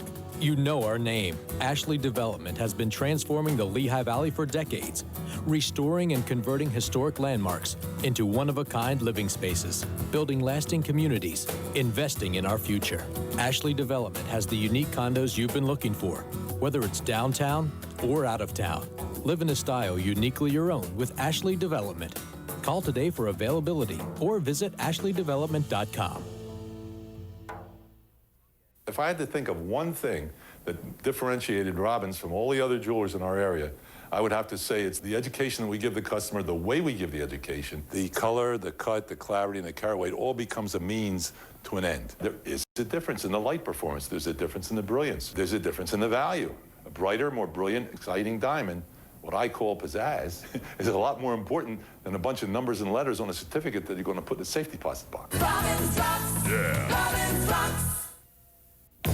You can distinguish yourself in our mini camps by effort, by enthusiasm, by knowledge. First, you expect to be totally confused. When rookies come in, we want to just see, do they belong? There'll be a lot of studying, a lot of new offense or defense to learn. If you can do it without hyperventilating, that's key. You want to see if they can handle the information in a short period of time. And if you can't perform to that standard, basically, you can't play in the league.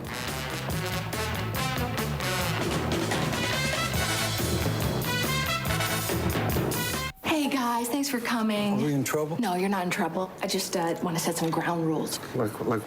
Well, remember last week when you hit Vinny in the head with the shovel? I do not recall that. Of course not. Well, it was pretty graphic. Too graphic for the kids. So I'm gonna have to block you. I got to make this up to you. This is Vinny's watch, and I want you to have it. You deserve it. Thank you. That's really not necessary. No. Come here.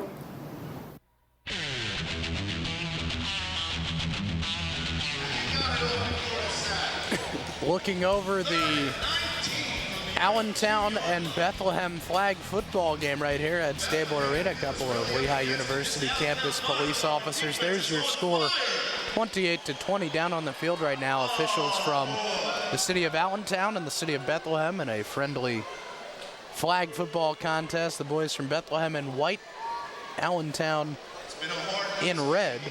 There's Freedom head coach and teacher Joe Stellata, head basketball coach. He's back in a little pinch there, back against the wall.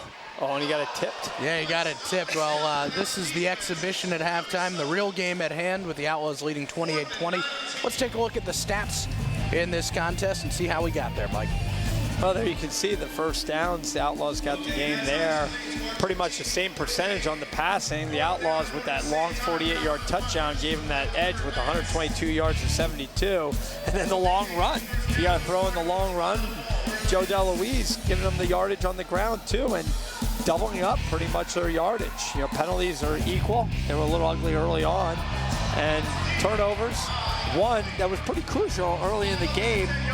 And as they were driving in there, and a pickoff by Johnny Taylor, and there's your difference. It's an 8-point ball game here at the half. Yeah, 103 yards total offense difference between the two teams. 88 of those yards coming on two plays. The 40-yard run by DeLuise, as you mentioned, and that 48-yard touchdown pass by DeLuise to Eddie Scipio, which was such a huge play in the first half. And DeLuise 7 out of 12. With 0 interceptions. So the Outlaws leading it at halftime, 28-20 here at Stabler Arena in their final home game as the exhibition continues on the field. I believe Allentown's in the red Outlawz t-shirts. Yep. We'll watch one Bethlehem more in the play white. here. One more play before we break it away for the final time at halftime.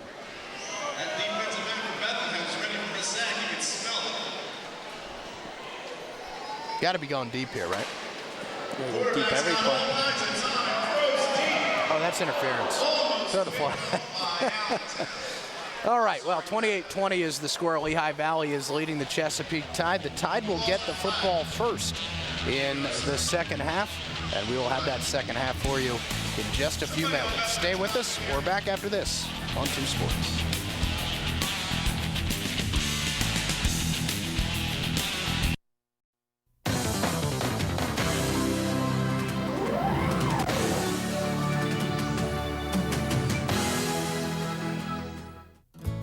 Ashley Development started building homes in Saucon Valley in 1989. Since then, they've expanded to building commercial and retail spaces throughout the Lehigh Valley.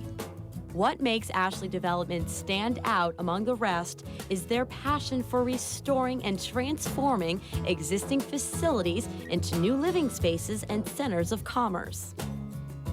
One example is the Main Street Commons in Bethlehem.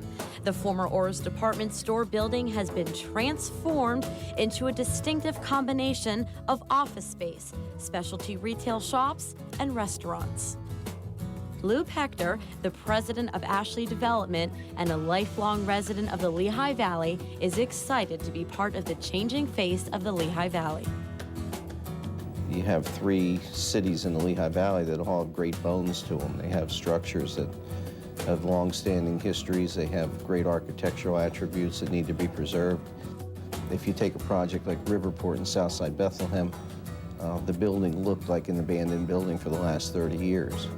The building now is its own lifestyle center. It's its own economic engine, if you will, for Southside Bethlehem. We've received a lot of good recognition due to the fact that we've taken a defunct, old, abandoned building and turned it into something very viable.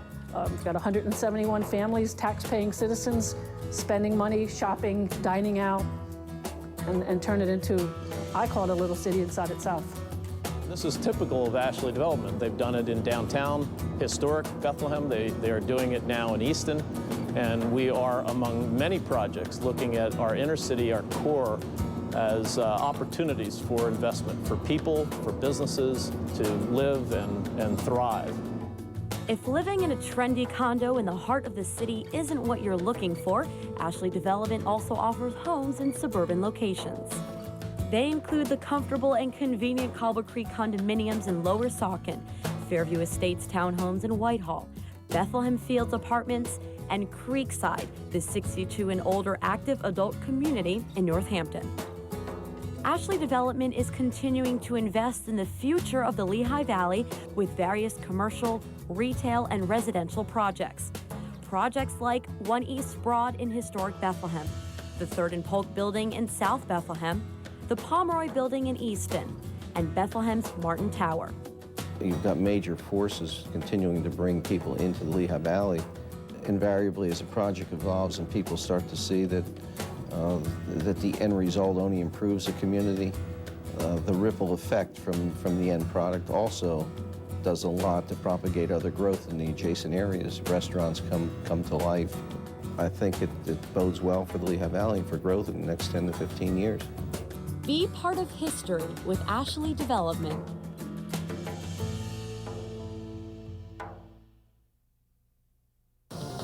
Now you know.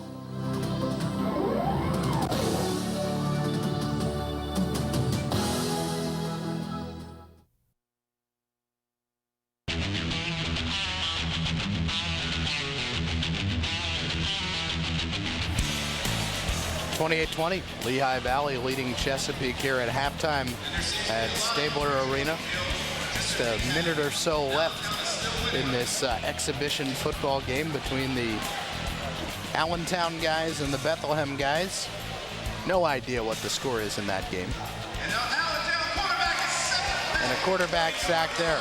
So some action in this game, a lot of action in the first half, 48 points total scored And let's roll the highlights, Mike Yadish, and take a look at what happened. Well, here you got it early in the game, and that's Superman, Billy Parker, cut hair and all, getting in there. Chesapeake answers right back. Going down there, you see the touchdown by Darrell Overton. Here's a really nice interception by Johnny Taylor. Made a couple good plays defensively back there, and here's the reaction to that interception. It's one play. Very next play, 48 yards to Scipio. Outlaws leading 14-6 after one. Touchdown pass there to Joe Abel as Chesapeake creeped back into this game. And here we'll see some of the legwork of Joe DeLuise. Yeah, this is Joe DeLuise setting up this score, where he fights his way into the end zone. And here, probably the best play of the half. Maybe the best play of the season that we've seen. And I love this angle is great because watch the face, the head of Joe DeLuise almost getting thrown over out of the ring into the crowd. WWF Wrestling. That was Junior Scott, who was assessed a face mask and an unsportsmanlike conduct on that play. Next play was a touchdown run for that guy right there, Joe DeLuise. 2 rushing touchdowns, 2 passing touchdowns for the Outlaws quarterback in this evening's contest. The team's emerging from the locker room to get ready for half number 2. And boy, we talked about it right from the beginning tonight, Mike, and Regina's first report tonight, how important it was for DeLuise to get the legs going, and we've seen him do that very well tonight. Yeah, but we haven't seen many outside the going in for the touchdown design runs by DeLuise. It's been scrambles. You know, there's some plays in there that they have in their playbook where DeLuise just runs the ball through a hole. And I'd like to see them use that in the middle of the field, a couple design runs to keep the Chesapeake Tide's defense off balance. And I think the other thing, too, is it's not shown in the statistic column, but just some of the lateral movement he's had behind center. Yeah, absolutely. He's just looking like a pretty good indoor quarterback, and we didn't think we'd see that the way it looked early in the year. He looked really shaky back there, but now that as a backup quarterback at East Stroudsburg, now he has more playing time under his belt, adjusted to the indoor game. We also saw that with Eddie Scipio, they're pretty good football players. Let's head down to the sidelines here and check in with Regina Patacci. Thanks, guys. You guys are talking about the offense. Let's talk a little bit about the Outlaws defense. We know it has been a problem for the past couple of games. Speaking with Jim DePaul at halftime, he said he's not very happy with it yet. He wants to challenge them, and especially the D-backs in the second half of this game. They want to come out and they just want to do good. They want to get some more points on the board. He said the offense is playing well, not too, no concerns about that, but the defense is what we're struggling with, and we have to find a way. They're trying to play some different positions, man, zone. They haven't really found out what's working best for them yet, but they're going to try it out here in the second quarter. They're going to try their hardest, hopefully come out with a win, their last home game here at Stabler Arena.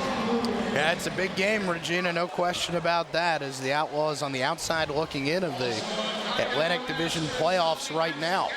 Chesapeake will have the ball to start half number 2, with the Outlaws leading it by a score of 28-20.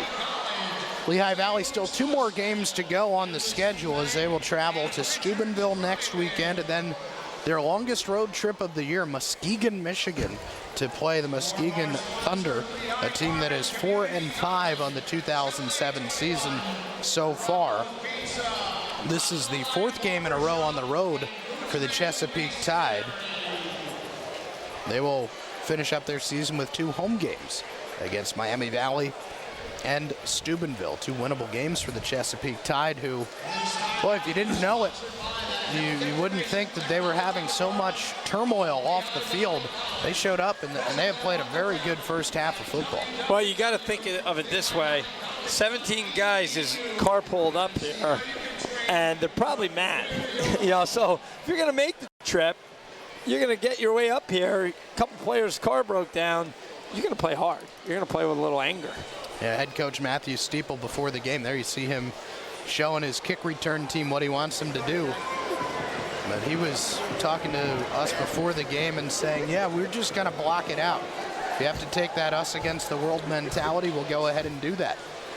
So far, so good. It'll be Zacoma Richards kicking off for the Outlaws.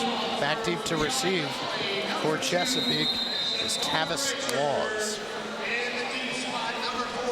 Kyle Berger, Mike Yadish, Regina Potocny, and the rest of our Two Sports crew here with you on a Saturday night. From the 5-yard line, it's Laws. 18-yard return, tackled there by Chad Clark, 1st and 10 Chesapeake. I think the Outlaws got to establish something defensively on this series. They've got to get some confidence. They've had none the last 2 weeks. Let's see if they try to get pressure on the quarterback. Saw the running game in the first quarter from the Chesapeake Tide. Kind of abandoned that in the second quarter. See if they come back to it, because if they don't, I would look for number 14, Keith McConnell. Come on some delayed blitzes right up the middle there and get in the face of Baker.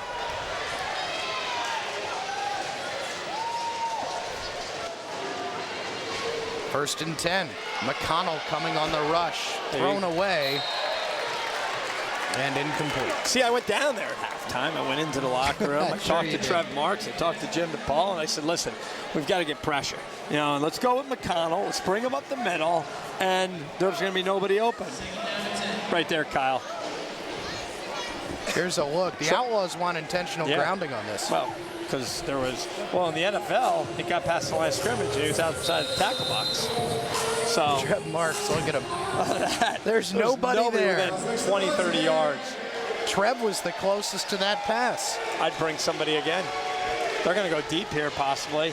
Keep bringing them till they stop them. It's 4-on-3. Yeah, look. Here he comes, flag down. Oh, what a shot on the quarterback by McConnell. The pass is complete. Down the sideline to Tavis Laws. I have a feeling, though, Laws was in front of the line of scrimmage when that pass came, or when that ball was snapped. Let's see.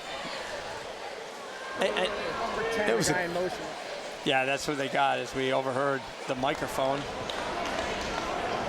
Offside on the offense, number 10. Man in motion beyond line of scrimmage. 5 yards. Now, second down. What you can't abandon that philosophy, because it's just a nice play. You know, what you basically have here, and if we get another shot at that, that's a great grab. But look at what Grady Baker does. He kind of like shies away. He's like ready. He's like throws the ball and says, You know, he doesn't want to get hit. He kind of looks, I don't know. You know, that you know, that sissy Shuck look. and duck. Yeah, I don't know. You know what I'm talking about. Keep coming after him. Drill the quarterback. That's my philosophy. Punish him. No blitz on this second down and long.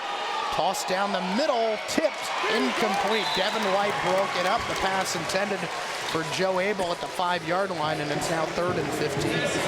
Yeah, I just think you gotta, you know, right now the Outlaws say, well, it's 3rd and 15. Let's just sit back. But I still think you've got to bring somebody in the pressure. You know, just don't allow them any time here. They're going to take some time here for this play to develop. Here's where you sneak in those tackle eligible. They haven't done it once, the Chesapeake Tide. I'm whispering to you because I don't want anybody else to hear.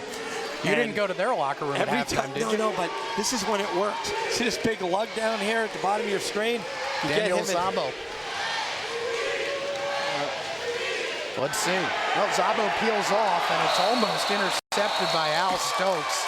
And slow to get up is Grady Baker. He was leveled on that play, but that was a tackle eligible. Or you don't blitz, and your D linemen pick it up a little bit. They're gonna kick. But yeah, he was eligible. Brian Smith, good rush up the middle there. And Chesapeake is going to be attempting a field goal here. Not sure if this is within the range of the kicker, Jordan Logan. Remember, a field goal is a live football here. And Eddie Scipio standing on the goal line. This will be from 41 yards. Has the leg, but it's wide and a little short. Scipio from inside the goal line. Whew. Dancing around, getting out to the 7-yard line. How quick did my man, Adam Huffman, cover that kick? He got a good release. Yeah, you know, was he even blocking? Because he was down there at the 5-yard line, the largest man on the field, by the time Scipio picked the ball up. Look here. Now watch. Look at Look in the middle of your screen. Was he the snapper? I don't know, but he was. Look at him. And Eddie Scipio's thinking, uh-oh. It slowed him down. Yeah, it did. Did the job. DeLuise going up top for Zacoma Richards, and he dropped it. We have a flag. That might be on Richards. Yeah, I think so.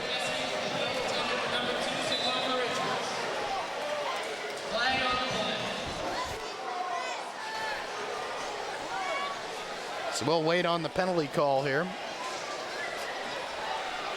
Dr. D'Angelo's been really, really busy back there. They're looking like they might decline this penalty. Pass interference, number 2 on the offense. Penalties declined. Second down. Interesting. Here's a look. See Richards right there. He did a little push off before that ball came down. Got that separation. There it is. Good call. Yeah, it's not much, but it'll work. In the backfield with DeLuise is Corey Brown. That's Richards in motion. Oh, a fumbled handoff. DeLuise picks it up and is able to get a 2-yard gain. Well, you got a new guy there, Corey Brown, so that exchange is really a timing situation there in the gun position there. He's riding it in there. There was room. There was some yardage to be gained. You can run that same play and just have DeLuise follow Corey Brown because there was plenty of space in there. Crowd having a good time. Outlaws leading by 8, 28-20. 3 receivers at the bottom of the formation. Richards, Scipio, and Parker. That's Scipio motioning. Throwing in his direction right through his hands. Incomplete, 4th down. That was a sticks pattern where Scipio ran 2 yards past the sticks and ran a little comeback towards the wall, and he would have been right there for a 1st down if he was able to make the play.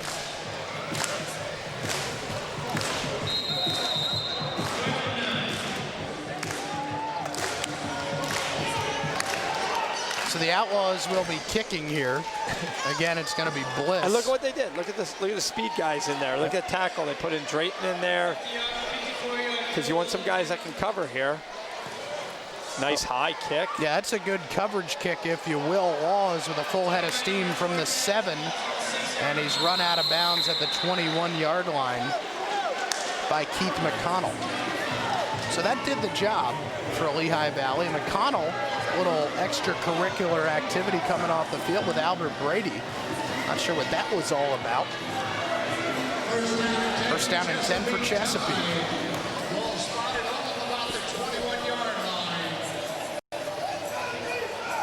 So do the Outlaws continue to load up and blitz McConnell here, or do they play it off? We'll find out after this message.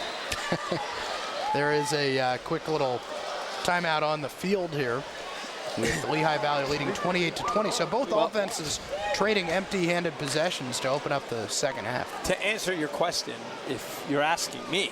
I am. Okay. I come from the school of blitz the living heck out of the quarterback. You got to go after him. I just, at all levels, I've said it before, I'm just really big on getting people in the quarterback's face. I think you rattle them, I think the whole game changes. So I would keep coming and coming and coming and coming and just, hitting him every play that you can. And I always look at it this way, Mr. Berger. You're the quarterback. Would you rather be blitzed or not? I'd rather have all the time in the world. And we've seen in this game that Baker gets some happy feet. And he's chucking and getting out of the way when that pressure comes. So I would blitz him. Crowd getting into it here. Looking for another defensive stand.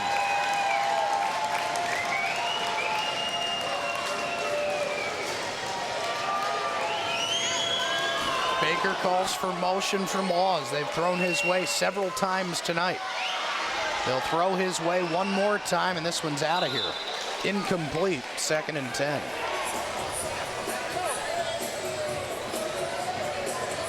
Seems to be the play now for Chesapeake, just throwing it deep, trying to get their athletic receivers to make a play. But the coverage has been much better here in the second half for Lehigh Valley. And that play pretty much McConnell had to stay back and cover that tackle eligible to the top of your screen.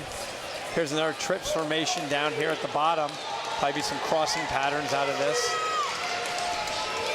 2nd and 10. Baker, quick toss. Abel on the far side for 7 yards. McConnell and White right on him. 3rd down.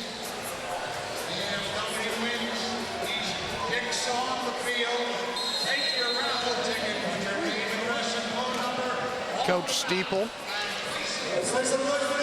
looking on with 7.5 to go here in the 3rd quarter. Baker puts his hands under center. He's going to run it himself. Oh, Joe Wooten makes a great stop at the 20. That was going to be a 1st down if Wooten did not come up with it. That's 4 quality tackles that I've counted in this game by Joe Wooten. And that's the name of the game on defense. Now what do? You would think they would run it. You would think that they would run it. You would think that they would actually bring in Darrell Overton. They didn't. But they're not showing it, so.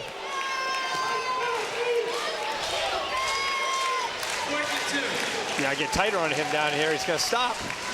Quick hitch. Abel, did he catch it? I think he did. Well, we'll wait for a signal. Yeah, yes, 1st down. Way too much cushion. Not in that coverage. You got to think he was just going to run that hitch that you called out.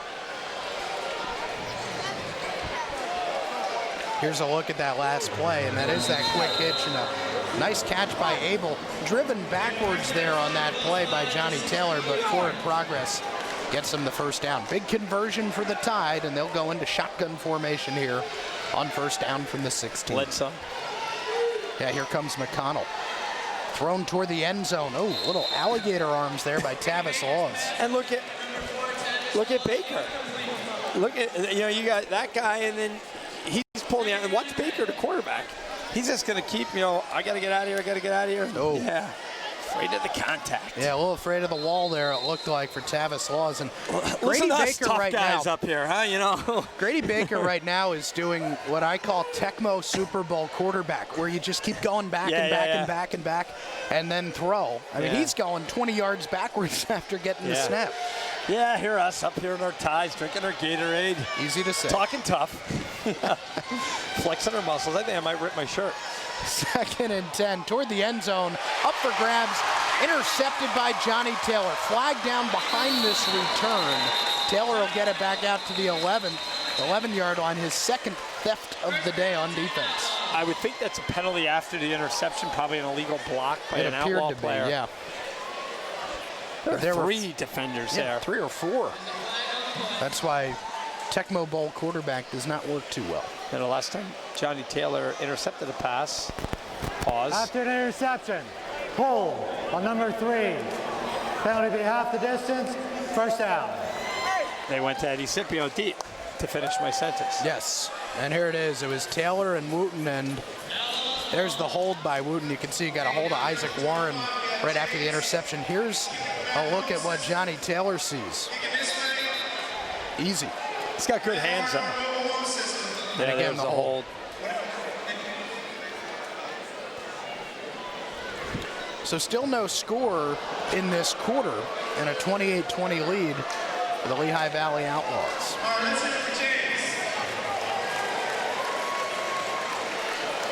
Remember the last time Taylor intercepted a ball, they did that long pass to Eddie Scipio for that touchdown, so maybe thinking about repeating that.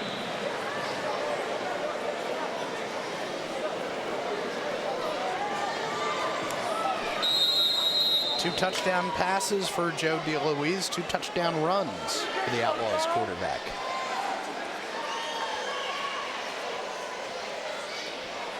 Scipio not in the game right now.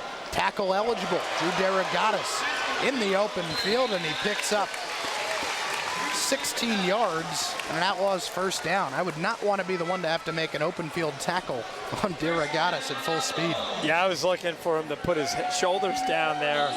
You can see up top that they're just in a bump and run coverage, clearing out of there.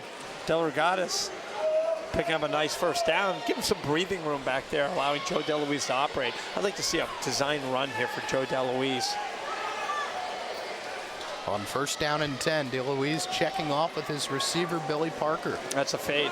Yep, throwing it that way. And Parker tripped up, and no flag. And Parker a little frustrated on that one. Now, what you can have there from Joe DeLuise and Billy Parker is you can have dummy calls.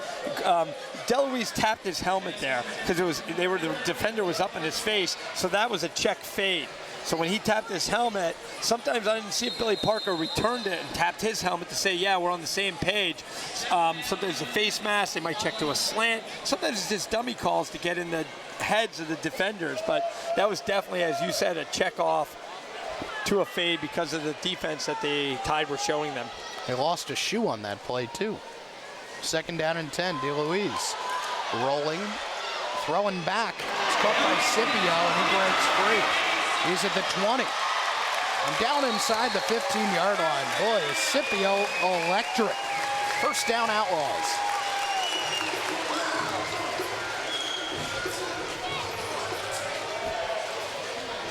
Look at Joe DeLuise again. Watch his eyes.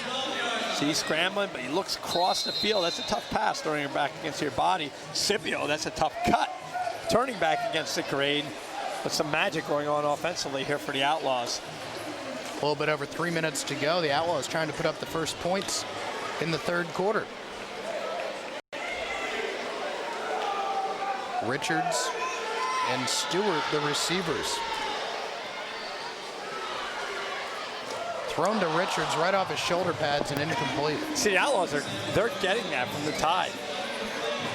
Right there, that was an adjustment by Richards. They could actually run a 5-yard stop pattern. The defenders over there, I think I saw number 21, Melvin Coleman, along with Junior Scott. They're playing 6-7 yards off and backpedaling.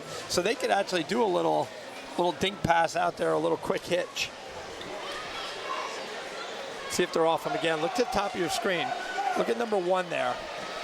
Now he moved up. Now he's moving back. It's Richards in motion. He's coming on a blitz.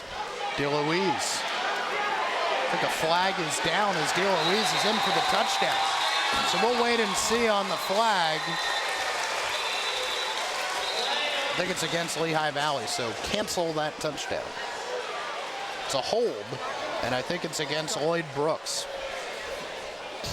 Lloyd Brooks does not like to be called for penalties, as we see every game. Holding. Number 50 on the offense. Penalties 5 yards. Second down. When the referees come out, Kyle, I've seen more than once Lloyd Brooks, as we look at number 50, you be the judge. That's a hold. I don't know what he's complaining about. He tackled him. He wrapped his arm around them and grabbed cloth. But he works the officials over. Rich Garger, he was working today. He's like, yo, don't be calling penalties on me. Yeah, we saw that before the game, yeah. Yeah. Lloyd, that's a hold. So second down and 15. DeLuise. He's going to run. Down inside the 10. Second effort inside the 5. We'll see where they spot him. He's going to be just short of the 5-yard line. So a good run. See the vision again of Joe DeLuise. And there's no speed on that D-line, so they're not going to close that.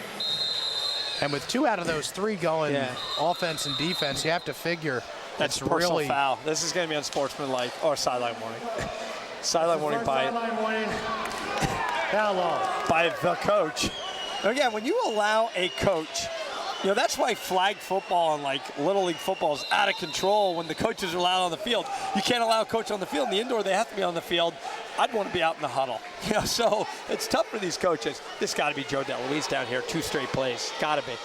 Corey Brown is the running back. It doesn't matter because DeLuise scrambling for the first down, reaches for the goal line, and he's in.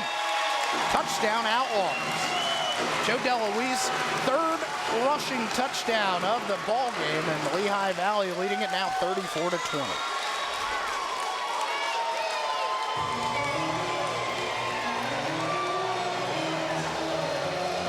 Nothing fancy again for Lehigh Valley in their running attack with their quarterback, DeLuise.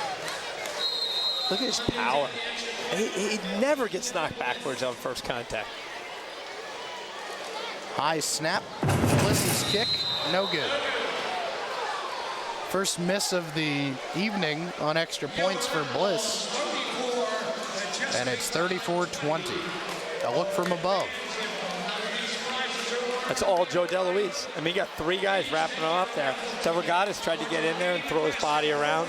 There's Helverson pushing guy into the end zone. After the interception from Johnny Taylor, it's 6 plays, 47 yards, and 4 minutes and 12 seconds off the clock. The first score of the second half for either team. DeLuise threw that ball overhand into the crowd. Uh-oh. Don't tell anybody. Isn't that illegal? That should be a flag, yeah. Yeah, gotta be underhand. Tell you what, for 6'1", 215, DeLuise plays a lot bigger than his height and weight. And that touchdown run right there is absolute evidence of that. Joey D having a big ball game. The Lehigh Valley Outlaws.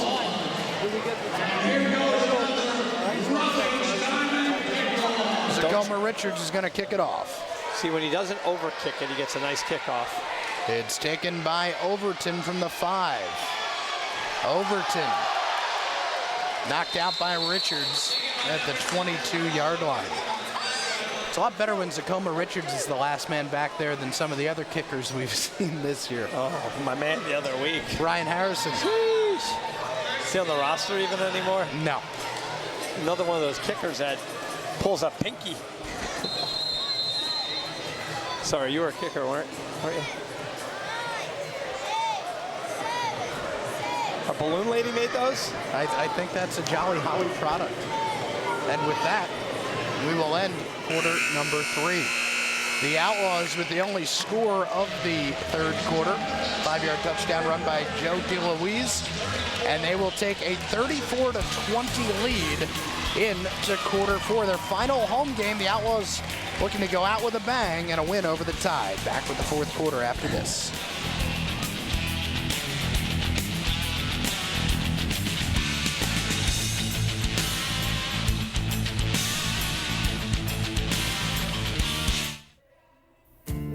Dwayne, age 45, hip replacement. Joe, age 27, dislocated shoulder. Rita, age 13, broken ankle. At EOG, our respected team of orthopedic physicians, surgeons, and therapists always have one goal in mind: your health. So don't let an injury keep you sidelined. Get back in the game. Easton Orthopedics Group. Advanced treatment, exceptional care.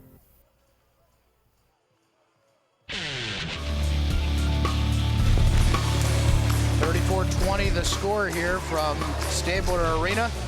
The Lady Outlaws dancers have the floor.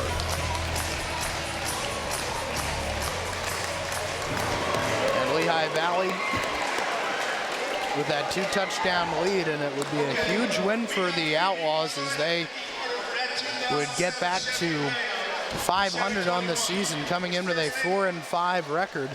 And there's the scoring.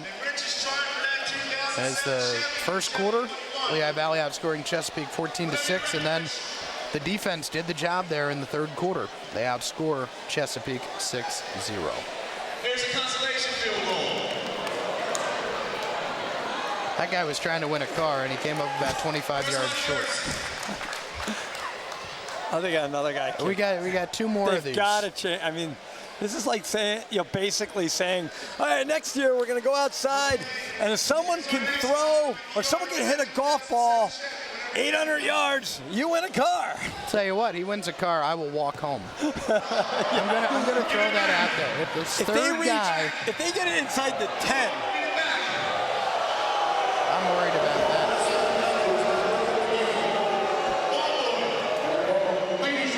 But if this guy looks somewhat athletic too. If this guy makes a field goal, Mike, I'm walking home. Again, he probably won't get it past the 50. See? Yeah, I think I'll be starting the car. It's the most unrealistic. Usually at a golf tournament, you hit a par 3, you win a car, and they buy insurance. There's no way they had to insure this contest because no one, half-court shot for a car. You have a much better chance. Full court basketball shot for a car. Okay, there's a chance. This is impossible. Like unless you said Chris Reed, last year's Outlaws kicker, or puts a mustache and David Akers shows up. Hey, wins the drawing. Back to work at the start of the fourth quarter. It's 1st and 10 for Chesapeake from the Lehigh Valley 22. New quarterback is in the game, Mike Fitzgerald. Throws it over to Abel at the 16-yard line. And the two number 10s, Abel and Taylor, will lock up. Flag and on a the flag. Yep, flag back at the line of scrimmage.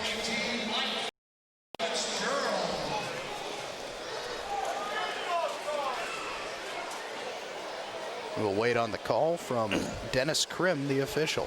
Been busy. Offside, number 80 on the offense. Let's go down to Regina Potocny. Thanks, guys. And we were talking about the field goals up there that they were trying to win that car. I was standing next to number 2, Sakoma Richards, when it was going on, and he wanted to get out there and try his luck. But I asked him, like, what do you think your odds are? You think you'll make it or not? He said, no way. I would never make that. But he wanted to get out there and try. His odds? That free car, man, it sounds good to everyone, doesn't it? Sounds great. Hey, this is great. Here we go. See, you got more. The Lady Outlaws are I delivering like the candy. The purple Mike and Ike's are phenomenal. All Gum, right. That's me. Thank you, ladies. Thank you. Throwback screen to Abel across the 25 and dancing for a few yards. About a 7-yard gain here. Now, the Lady Outlaws throughout the season go throughout the stands, toss some candy up to the kids in the crowd. And it only took us until the final home game of the season to. No, I got one last game. Well, For this is you, the first got time one. I've got They one, came so right to me last game and gave me a peanut chew. That's right. By the way, to finish Sakoma Richards can't reach the end zone on kickoffs with a T. How's he going to win a car? How's he going to win a car? 2nd down and 7. As Mike tears into his Mike and Ike's. Firing to the near side, and it is dropped by Tavis Laws, who had nobody within an area code of him. Yeah, he walks in. Tavis Law catches that ball, he walks in. Someone forgot to cover him. Look right here. Now there's Tavis Law.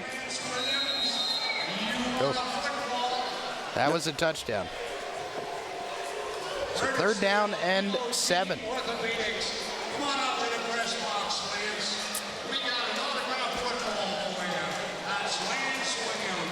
Mike Fitzgerald in his first series at quarterback. In the backfield with him is Isaac Warren.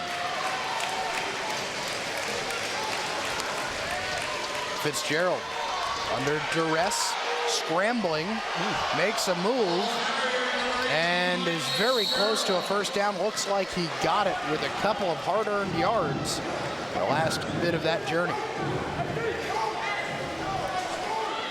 He just didn't look smooth running, but he got the job done. Deceptionally fast. A bigger quarterback than Baker. They're going to be measuring. So they'll bring out the sticks. And you got to put these guys to work. It's different for them than the outdoor football game. All they do is set the sticks down and set them against the wall. You know, the only guy that really has to work is the 1st down is signaled is the guy with the down, you know, the play stick, the down stick. You know, the other guys, watch, they just set them against the board and then walk away. And sometimes they fall down.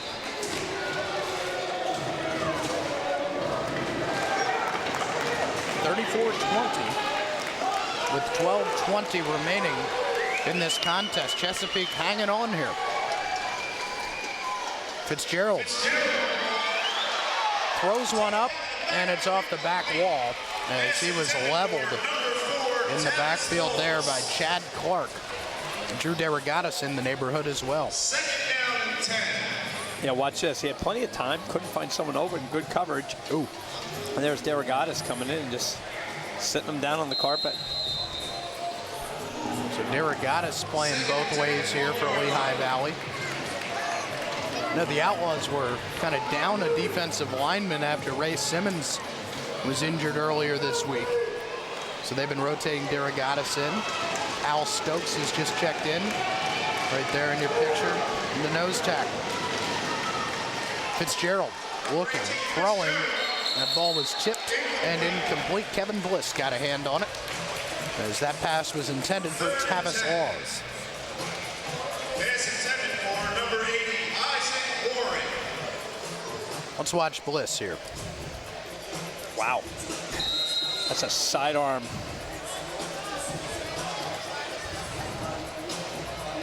No one's catching that ball. Yeah, and a nice job by Bliss to break it up. 3rd and 10 from the 12-yard line of Lehigh Valley.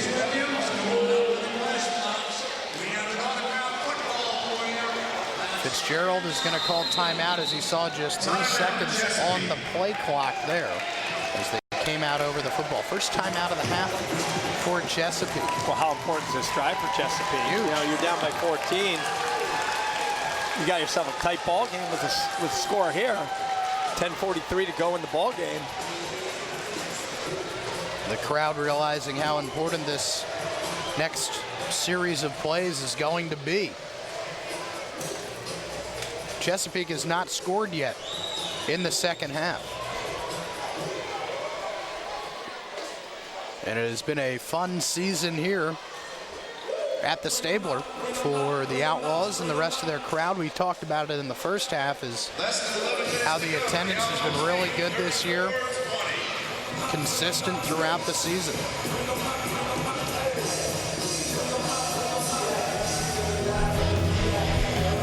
Here's what happened this weekend. Port Huron, a 55-20 winner over Kalamazoo in the matchup of the top 2 teams in the other division. Miami Valley, Springfield, Summit County, Marion, Chicago, Muskegon, and Rochester, New York, New Jersey on the slate tonight. On 3rd down, Fitzgerald to the end zone, touchdown, caught by Joe Abel. And a rocket pass from Fitzgerald to Abel for the 12-yard touchdown. What you had here was 3 crossing patterns. All 3 receivers went across the field to the right, to the top of your screen, and then the tackle eligible came down this way. You can see him, see that 3 levels basically, and the deepest level just happened to be Joe Abel, who pulled it in for 6. It's a pretty crucial extra point here, Kyle. Jordan Logan is 0 for 1 tonight.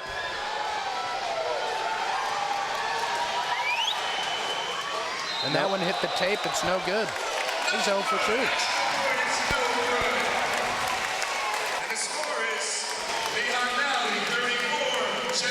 Still a 1-possession game, though, an 8-pointer. 34-26 right now. But the Outlaws will be getting the football back, and they're hoping to take some of the time off the clock here. That drive by Chesapeake, 4:45, 7 plays, 28 yards.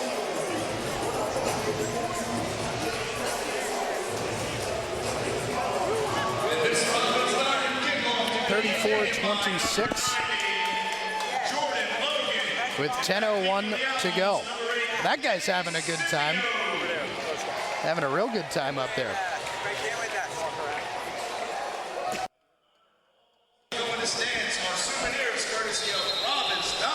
Eddie Scipio back to receive the kick from Jordan Logan. A big return here by Scipio would be huge for the Outlaws. He's due. Whoa. That one off of Brian Smith. And Keith McConnell is going to come up with it. You have a flashback? Yeah, that was last week for the Outlaws, that disaster.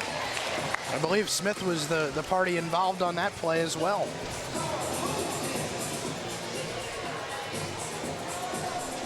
Good field position here for the Outlaws. 22-yard line of the Chesapeake Tide, and that clock is running. 9.5 to go in this ball game. Use Joe DeLuise's legs. Why not? Has he been stopped yet? Nope. It's higher percentage. Offensive line's doing a good job. Run these receivers off and have Joe DeLuise just keep the ball. DeLuise in the shotgun. There is Dom Stewart in motion. Superman Parker catching at the 17, inside the 15. The helmet comes flying off there, a 7-yard gain.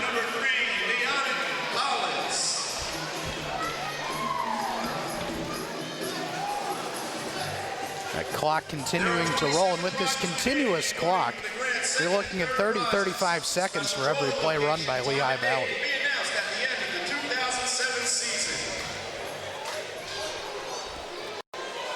Joe DeLuise has not been perfect tonight, but he's been close. DeLuise Joe throwing to the end zone, incomplete, almost intercepted by Leonte Collins. It's not enough room for that play down there. Parker comes up a bit lame, and he's limping off the field. That might be when he stuck his foot in the wall that stopped his momentum. I just don't see if there's enough room down there to run that fade, because it's not like get it to the back of the end zone. Plus, that's where that unique little, I don't know what to call it. Cutout? There we go. I was going to say wall sticks out and really gives you, what, 2.5 yards in the end zone on that in the corners? Yep. There's Parker. Here's DeLuise carrying the ball. Scipio and Richards. There's Richards in motion. DeLuise under pressure. He's going to be sacked for the first time tonight off of the delayed blitz. Darrell Disbrow makes the stop, and that is about a 7-yard loss. That's why I would like to see DeLuise just take it around the outside. You know, they haven't stopped him yet. Now you're in a real big situation here. They're going to bring out the field goal team because I don't know. Yeah, I don't see him making this. Yeah, you just got to think. Hey, yeah, so they're going to get the ball. Well, if he can kick this to the net, it's going to be on the 5-yard line. Yeah, that's a good point. Chesapeake. But he might overkick it and shake it. It's going to be a fake. Here's Bliss. And he won't get the first down. He'll get about 6 or 7 yards, and it'll be first down for Chesapeake. I got no problem with that, Kyle. No. Again, you know, you don't want to give him the ball back here. You know, they haven't shown it. Bliss is athletic. Here's Blitz getting the ball, running around the outside. Good discipline. Oh boy, somebody almost got smoked on the sideline there. Saw him hiding for cover there. Well, here you go. Trev Marks' defense for the Outlaws. Timeout by Chesapeake here.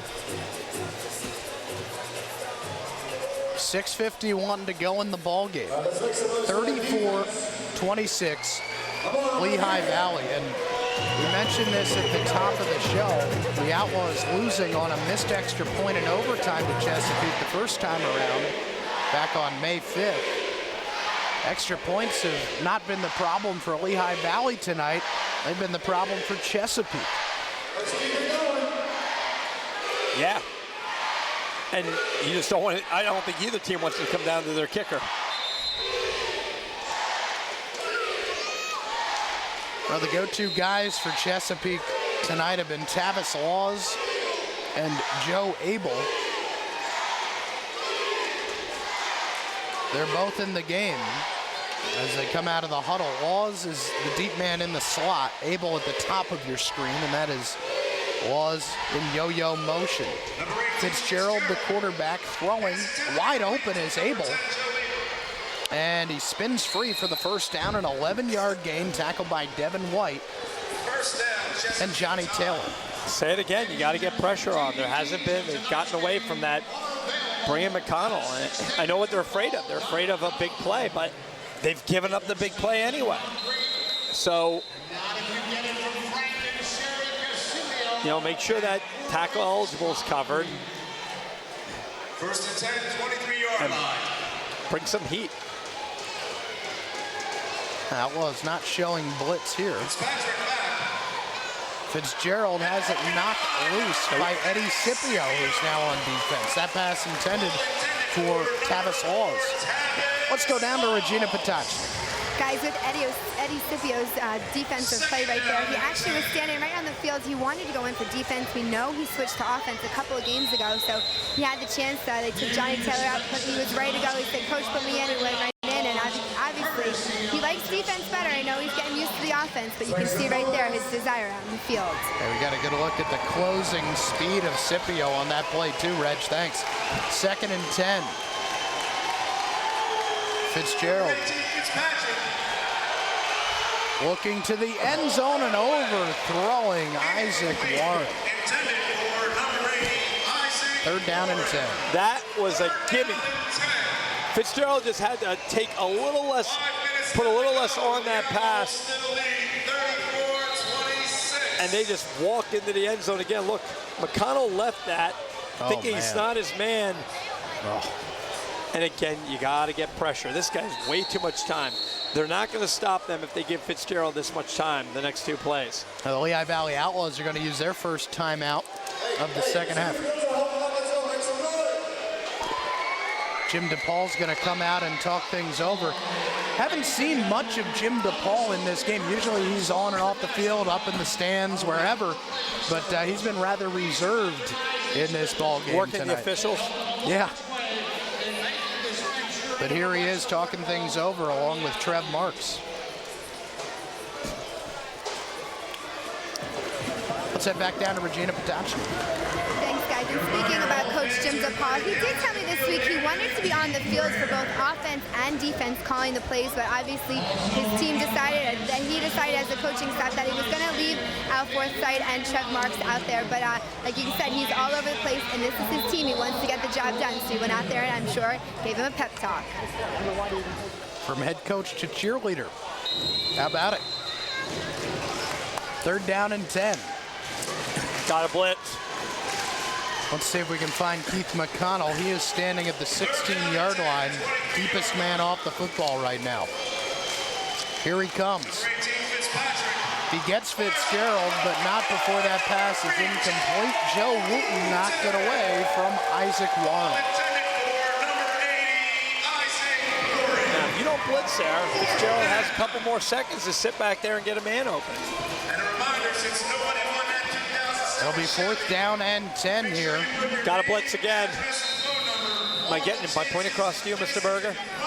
You're making your point, no question. Okay. The line to gain is the 13. Abel at the bottom of your screen. And Laws at the top. Motion here from Warren. Tackle. Faking one way. Jailbreak screen. And it's dropped incomplete. The Outlaws hold. And they'll take over on downs with 4 minutes to go. Interesting play call there on 4th and 10. Well, I think they thought the Outlaws were going to blitz, and they thought that would take care of it. But obviously, it didn't look like they practiced that play much. Now the Outlaws have to try to put one in here offensively. Yeah, you would think a touchdown here would ice it. And again, just Joe DeLuise use his legs. You know, as Regina reported early in the game, she said Jim DePaul wanted to do that more. This would be a perfect situation.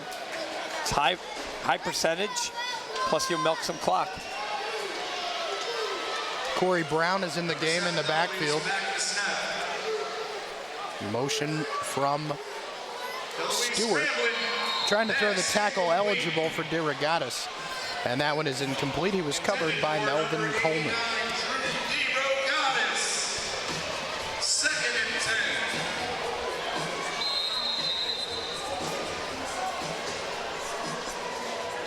10. Matthew Steeple talking to Shea Mills,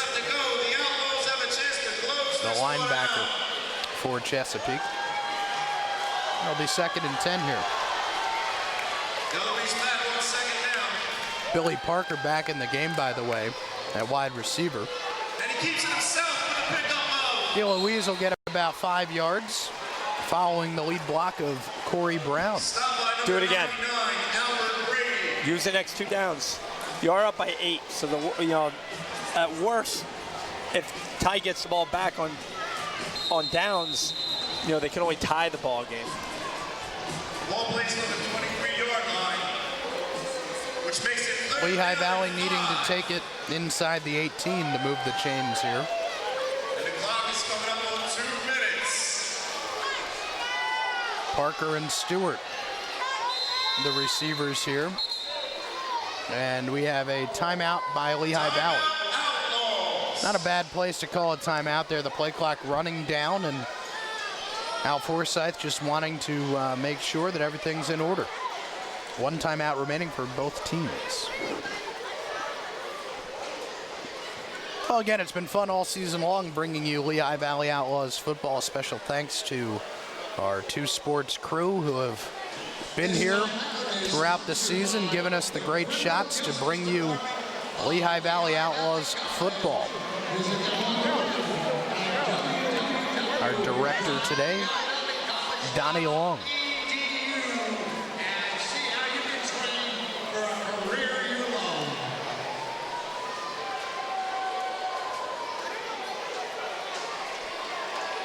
Season not yet over for Lehigh Valley. Again, after this ball game tonight, 2 road games coming up at Steubenville and at Muskegon.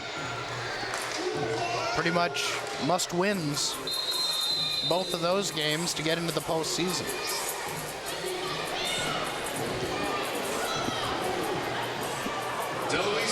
Here's 3rd down and 5 out of the timeout with DeLuise in the shotgun. Stewart in motion, play action. DeLuise throws. Superman Parker makes the catch, and he's got a first down. That might be the biggest catch of the season for Lehigh Valley.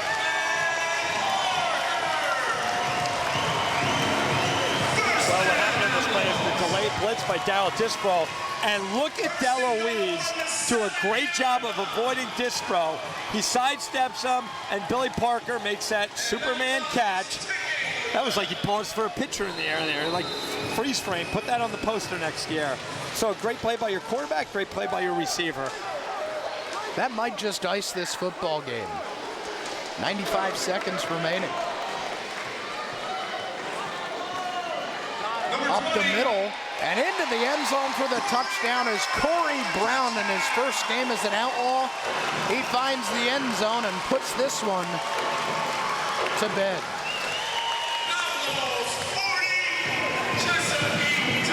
40-26 with the extra point upcoming. A 7-yard touchdown run by number 20, Corey Brown. They should just run this down to the 1-minute warning.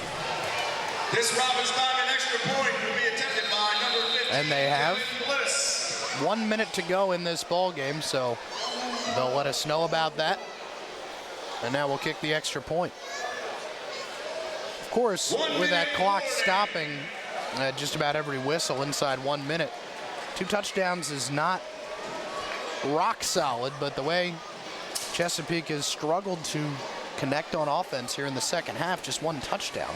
Yeah, you'd be at a touchdown in an onside kick situation. And with an extra point here, it might need another 2-point conversion. Big hole up the middle there for Corey Brown. They're probably looking for DeLuise around the outside. We were looking for Corey Brown to get the ball. Bliss's extra point is no good. And we have a couple of flags on this play. One thrown right at the snap, and the other at the end of the play. So stay tuned here. I'm pretty shocked. I see Lloyd Brooks saying, I didn't do anything.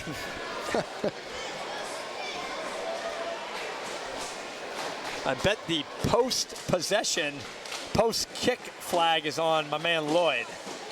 I think his nickname should be who, me? They should, like the XFL, let you put on the back of your jersey, you know, like he hate me, or who me? So we will wait for the officials to end their conference here. So offsides or movement or illegal formation on the first flag.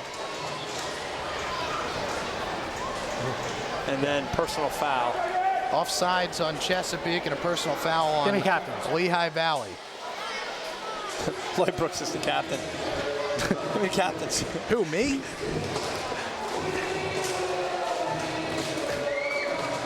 So what happens?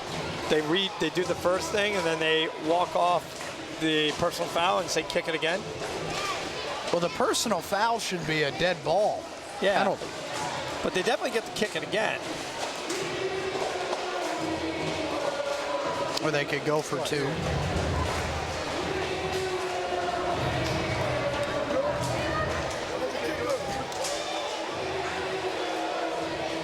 We will wait for Dennis Krim. Could be waiting a while. I did not see where the personal foul occurred. Obviously, after the kick, I just saw the flag slowly coming back to earth.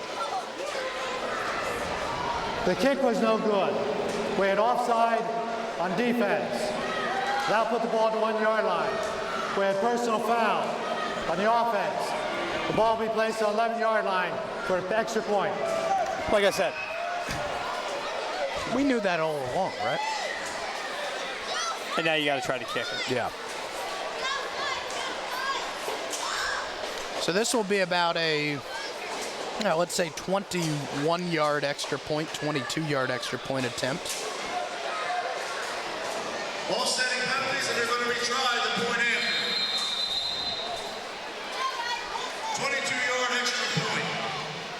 Bliss's kick was going to be blocked, so Richards picked it up. And watch Zacoma run. Still on his feet. End zone, and he's in. 2-point conversion. An exciting scramble there by Zacoma Richards. And it is now a 16-point Outlaw lead. Wow. Yeah, that wasn't designed. He just pulled a Charlie Brown there. Actually, that's Lucy, right? Because he saw he's about to get blocked, goes left, goes right, back to his left, and then drives his way into the end zone for a 2-point conversion. That was crazy. And, you know, it almost seemed like Chesapeake assumed they were going to block that kick, and they just didn't know what to do after Richards picked up that ball and started running.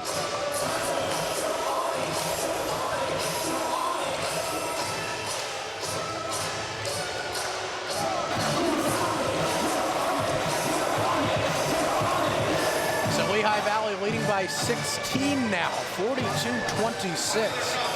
It's going to take a huge comeback by Chesapeake to tie this game up. 2 touchdowns, 2 onside kicks, 2 2-point conversions. For Chesapeake, number 4, Now maybe you do kick it in the stands. Yeah, I mean, at least they'll have to run some plays. So Zacoma Richards, after that 11-yard scramble for the 2-point conversion. Because if you squib it and it goes to the second line, they're getting it past the 25. So you must as well just bang it out of bounds. Watch. Unless they can't handle it. And it goes right through the 5-hole of Terrell Lowry. Yeah, that was wrong. And Overton will be slammed into the boards. And we're starting to see a little bit of the chippiness here with Chesapeake kind of resigned to the fact that the Outlaws are going to win this ball game.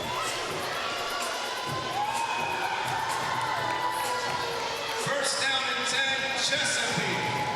All at the 12-yard line. Now you stick 2 guys deep and keep everything underneath. No way should you give them the opportunity to run past you on defense. Eddie Scipio's going deep. Johnny Taylor's going deep. You're sitting back like cover 2, delay it. Too many guys on the field. Yeah, they have 8 on the field, do the Outlaws.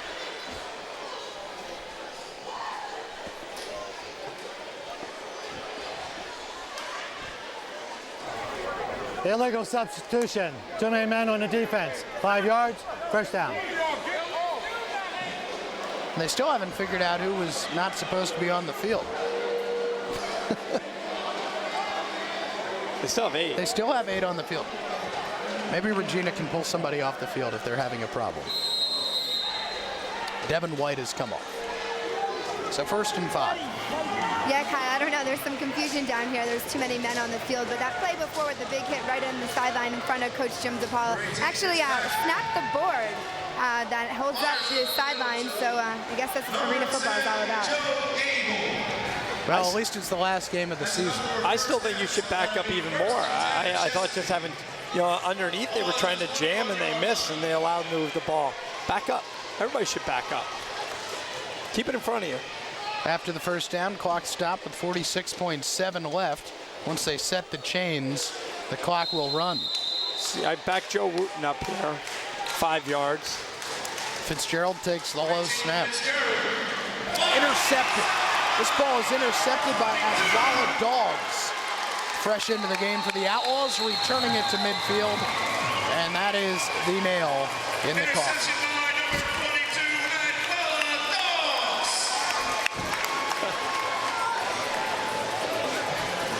Did that guy drop a souvenir? And she gave it back to him. Very nice. Very nice fan. That's no baseball. What are we looking at there? 50, 60 bucks?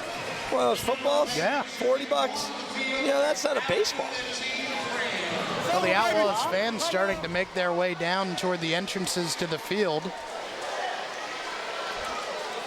As they'll come down for one last time this year to get some autographs. DeLuise going for Eddie Scipio. Caught, and he's knocked down at the 1-yard line. Scipio holds on and gets rocked by Junior Scott. And here's what we found out in arena football. There's no You attacked to the very end, apparently, in this game. And both players involved there shaken up. Scipio and Scott.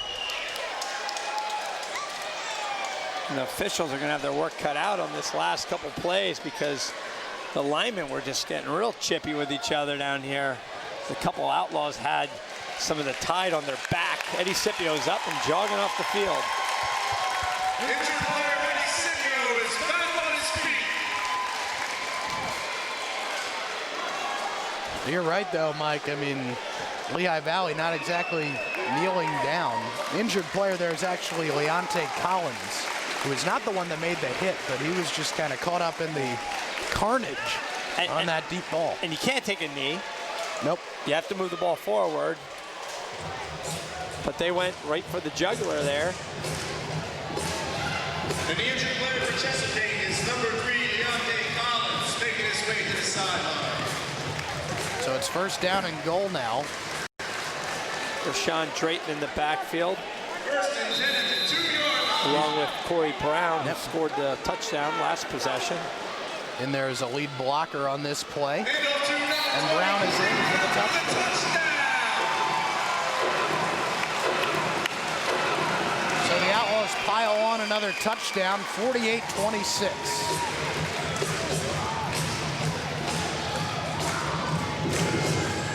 Good push up front there. The Outlaws had actually brought in 360-pounder Al Stokes. There he is. He was up on that offensive line there to take care of business, and he did. They need a kicker. Where, oh where, is Kevin Bliss? Timeout, Outlawz. Anybody. Tacoma Richards is going to kick it. There's Kevin Bliss. Yeah, Tacoma Richards is going to kick, and Eddie Scipio is going to hold. 26. So that would be it.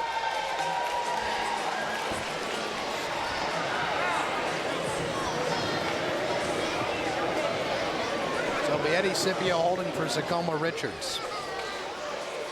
Robbins line, an extra point to be attended by number 2, Tacoma C. Richards.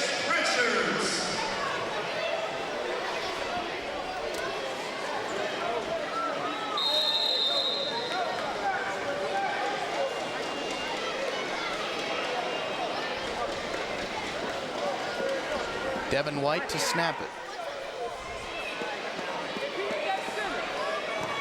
And this kick is just a bit wide. Not Tacoma's best effort. We discovered that the last minute in an arena football game in the CIFL is like the last minute in an NBA game. Yeah. Got to know when to hold them, know when to fold them. Oh, Kenny Rogers there, huh? 48-26. Right now an 18-point lead. That would actually be a 22-point lead for the Lehigh Valley Outlaws. And Chesapeake with one final possession here.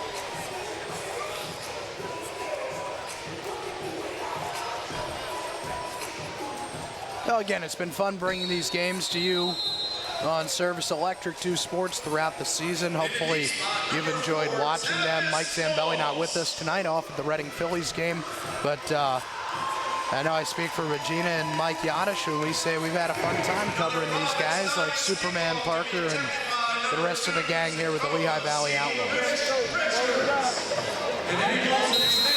Souvenirs courtesy of Robbins Diamonds. So Tacoma Richards is going to kick it off here for the Outlaws. Squib kick off one of the up men, Shea Mills.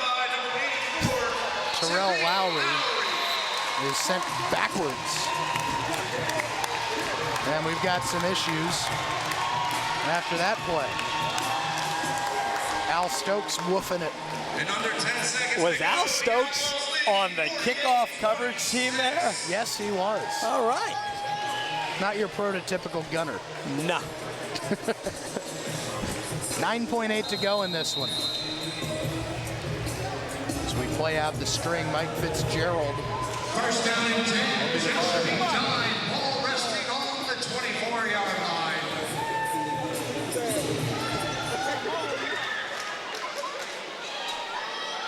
Off your screen to the right, Outlawz. He will go into motion and come into your picture.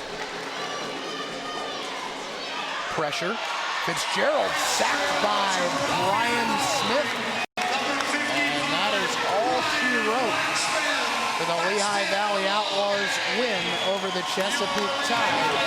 Final score, 48-26 as the Outlawz get back to 500 on the season at 5-5. We'll take a break and come back with some comments from the field right after this. Outlawz win 48-26. Stay with us.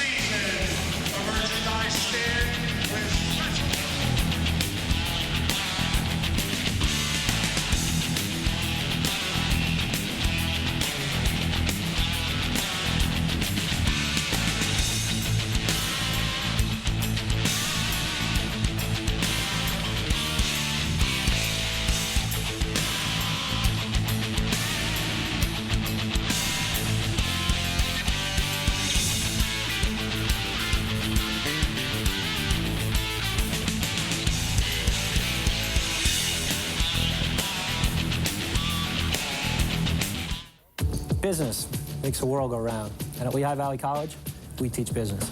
I'm learning how to pitch ideas to potential customers. We are learning how different economic systems affect the global marketplace. At Lehigh Valley College, we get global lessons in small classes. That's personal attention I can't get anywhere else. We bring the world of business right to you at Lehigh Valley College. Get ready for the world of business at Lehigh Valley College. Classes are now forming. Call today, 1-888-806-0808. Chevy 21 pronounces spring zero sign and drive. 500 vehicles all lined up, shined up, and ready to go. And with your good credit, it's zero down, zero tax, zero plates, zero out of pocket. From Cobalt to Silverado, it's a true sign and drive. Plus 200 pre-owned, factory auction, off-lease, fleet rental. Chevy 21 exit 67 off I-78 Bethlehem. President Jerry Horst. If I can't beat the competition price, I'll just give you the car. Dwayne, age 45, hip replacement. Joe, age 27, dislocated shoulder. Rita, age 13, broken ankle. At EOG, our respected team of orthopedic physicians, surgeons, and therapists always have one goal in mind, your health. So don't let an injury keep you sidelined. Get back in the game. Easton Orthopedics Group, advanced treatment, exceptional care. Let me explain something. Those salespeople are not there to feed the squirrels.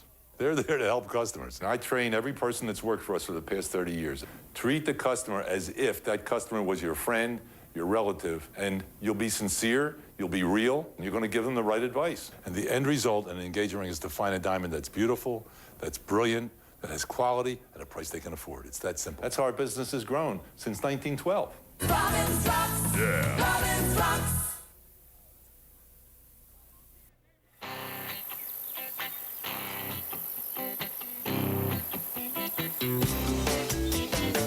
When the Vans are rockin', don't come knocking. Just go to WXLV. Americana music in the Lehigh Valley. Are you looking for something fabulous to do this summer? I took part in the DeSales University Summer Video Institute and made 3 movies that were screened at the end of the session. And best of all, you actually get college credit for this program. See you there. Do you have a high-def TV set?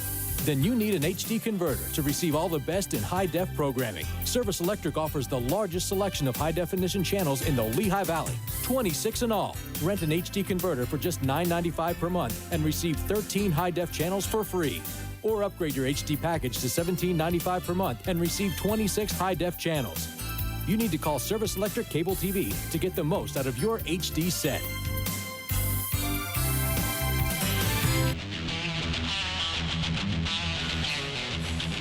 Outlawz 48-26 winners in their home finale tonight at the Stabler Arena. They defeat the Chesapeake Tide by 22. One of the big stars on this game on the defensive side of the football. Second-year player for the Outlawz, Joe Wooten. Regina Potocny standing by on the field with Joe.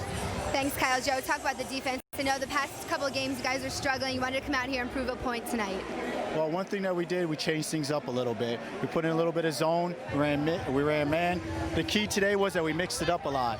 The zone we never really practiced on. There was a little, we had little mental mistakes here and there. Other than that, we stepped up and we played our butts off. How big was this win for you guys? And after falling 2 to get this one back? This win is big. This gets us right back on the map for the playoffs. We got to win out Steubenville, Muskegon next. We take care of them, and we got a good shot to go through the playoffs. Last game here at home at the Stable Arena. Talk about the crowd and just your second year finishing out the home games. Oh, this crowd is great. I mean, look at it. I mean, all the fans out here, signing autographs after every home game. It's great. You guys did an excellent job all the time. The production looks excellent. So I just want to, give you a shout out on it. You guys did an excellent job. Thanks, Joe, and good luck the next 2 weeks. Guys, back up to you. We'll bring more from the field in just a little bit. Joe Wooten, the check is in the mail. Thanks for the kind words there. 34. Check that. It's actually 48-26. The final score there is the Outlaws outscored Chesapeake 14-6 in the final frame. Joe DeLuise, the quarterback, has joined Regina. Let's go down. Thanks, guys. Joe, talk about obviously offense. You wanted to bounce it out a little bit more this week, run the ball, throw the ball, got the job done. Yeah, we came out. We scored a few points early. I think to help us, defense had a few turnovers. They stopped us the one time. We came back and scored again, so I think kept the momentum going our way. Big play over here. Eddie scored that touchdown right off the turnover. We were able to score some points. We came out with the victory, so we're happy. Talk about your running attack. Obviously, DePaul wanted to get you more involved today. Talk about that long run you had. I rolled right. I saw a little lane left, so I cut back. Saw a few blockers, took it, and I got tackled. I should have scored, but I didn't. What about overall? I have to be happy with your win tonight. Yeah, guys played well. Offense really came together. Defense made some big stops. We got the win, so we're still in the playoff hunt, so we're happy. What's next on the road 2 weeks? What are you guys going to have to do? Go out, execute, limit the mistakes, and just win. All right, guys. Well, we have Jim DePaul in just a second. Back up to you. All right, Regina, thanks a lot. Again, your final score and score by quarters. The Outlaws defense there, you can see in the second half, allowing just 6 points. Overall team effort, they did a great job there. And looking at what would be the updated standings now, the Outlaws are 5-5. Chesapeake is 5-5. And entering this weekend, Steubenville is 5-5. So you have a logjam between 3 teams for that final 3rd and 4th playoff position. And the Outlaws, I'm sure, would love to get that 3rd spot and maybe get another chance at New England on the road instead of having that 4th spot and taking on the Rochester Raiders again. So you see again the importance of the next couple of weeks for the Lehigh Valley Outlaws. 48-26 winners here tonight in their home finale. Regina Potocny is in the process of trying to lasso in Jim DePaul down there on the field. He, of course, a busy man after the games, before the games, and during the games, being both the owner and the head coach for Lehigh Valley. At Steubenville and at Muskegon to end the season for the Lehigh Valley Outlaws, and for Chesapeake now 5-5, 2 home games against Miami Valley and Steubenville. We're waiting up on Jim DePaul to finish his conversation before we head down on the field to Regina. And it looks like that conversation is just about over. I think we're good to go. Regina, take it away. Thanks, guys. I'm here with owner Jim DePaul, and obviously dealing with a lot of things, business aspect of the game, but talk about the win. You have to be excited. Yeah, it was a good win. We came out the first half, we were where we wanted to be, and then defensively we let them have a few more than they should have. Second half we came out, and there was a point in the game where I just kind of felt it slipping away. They were too close.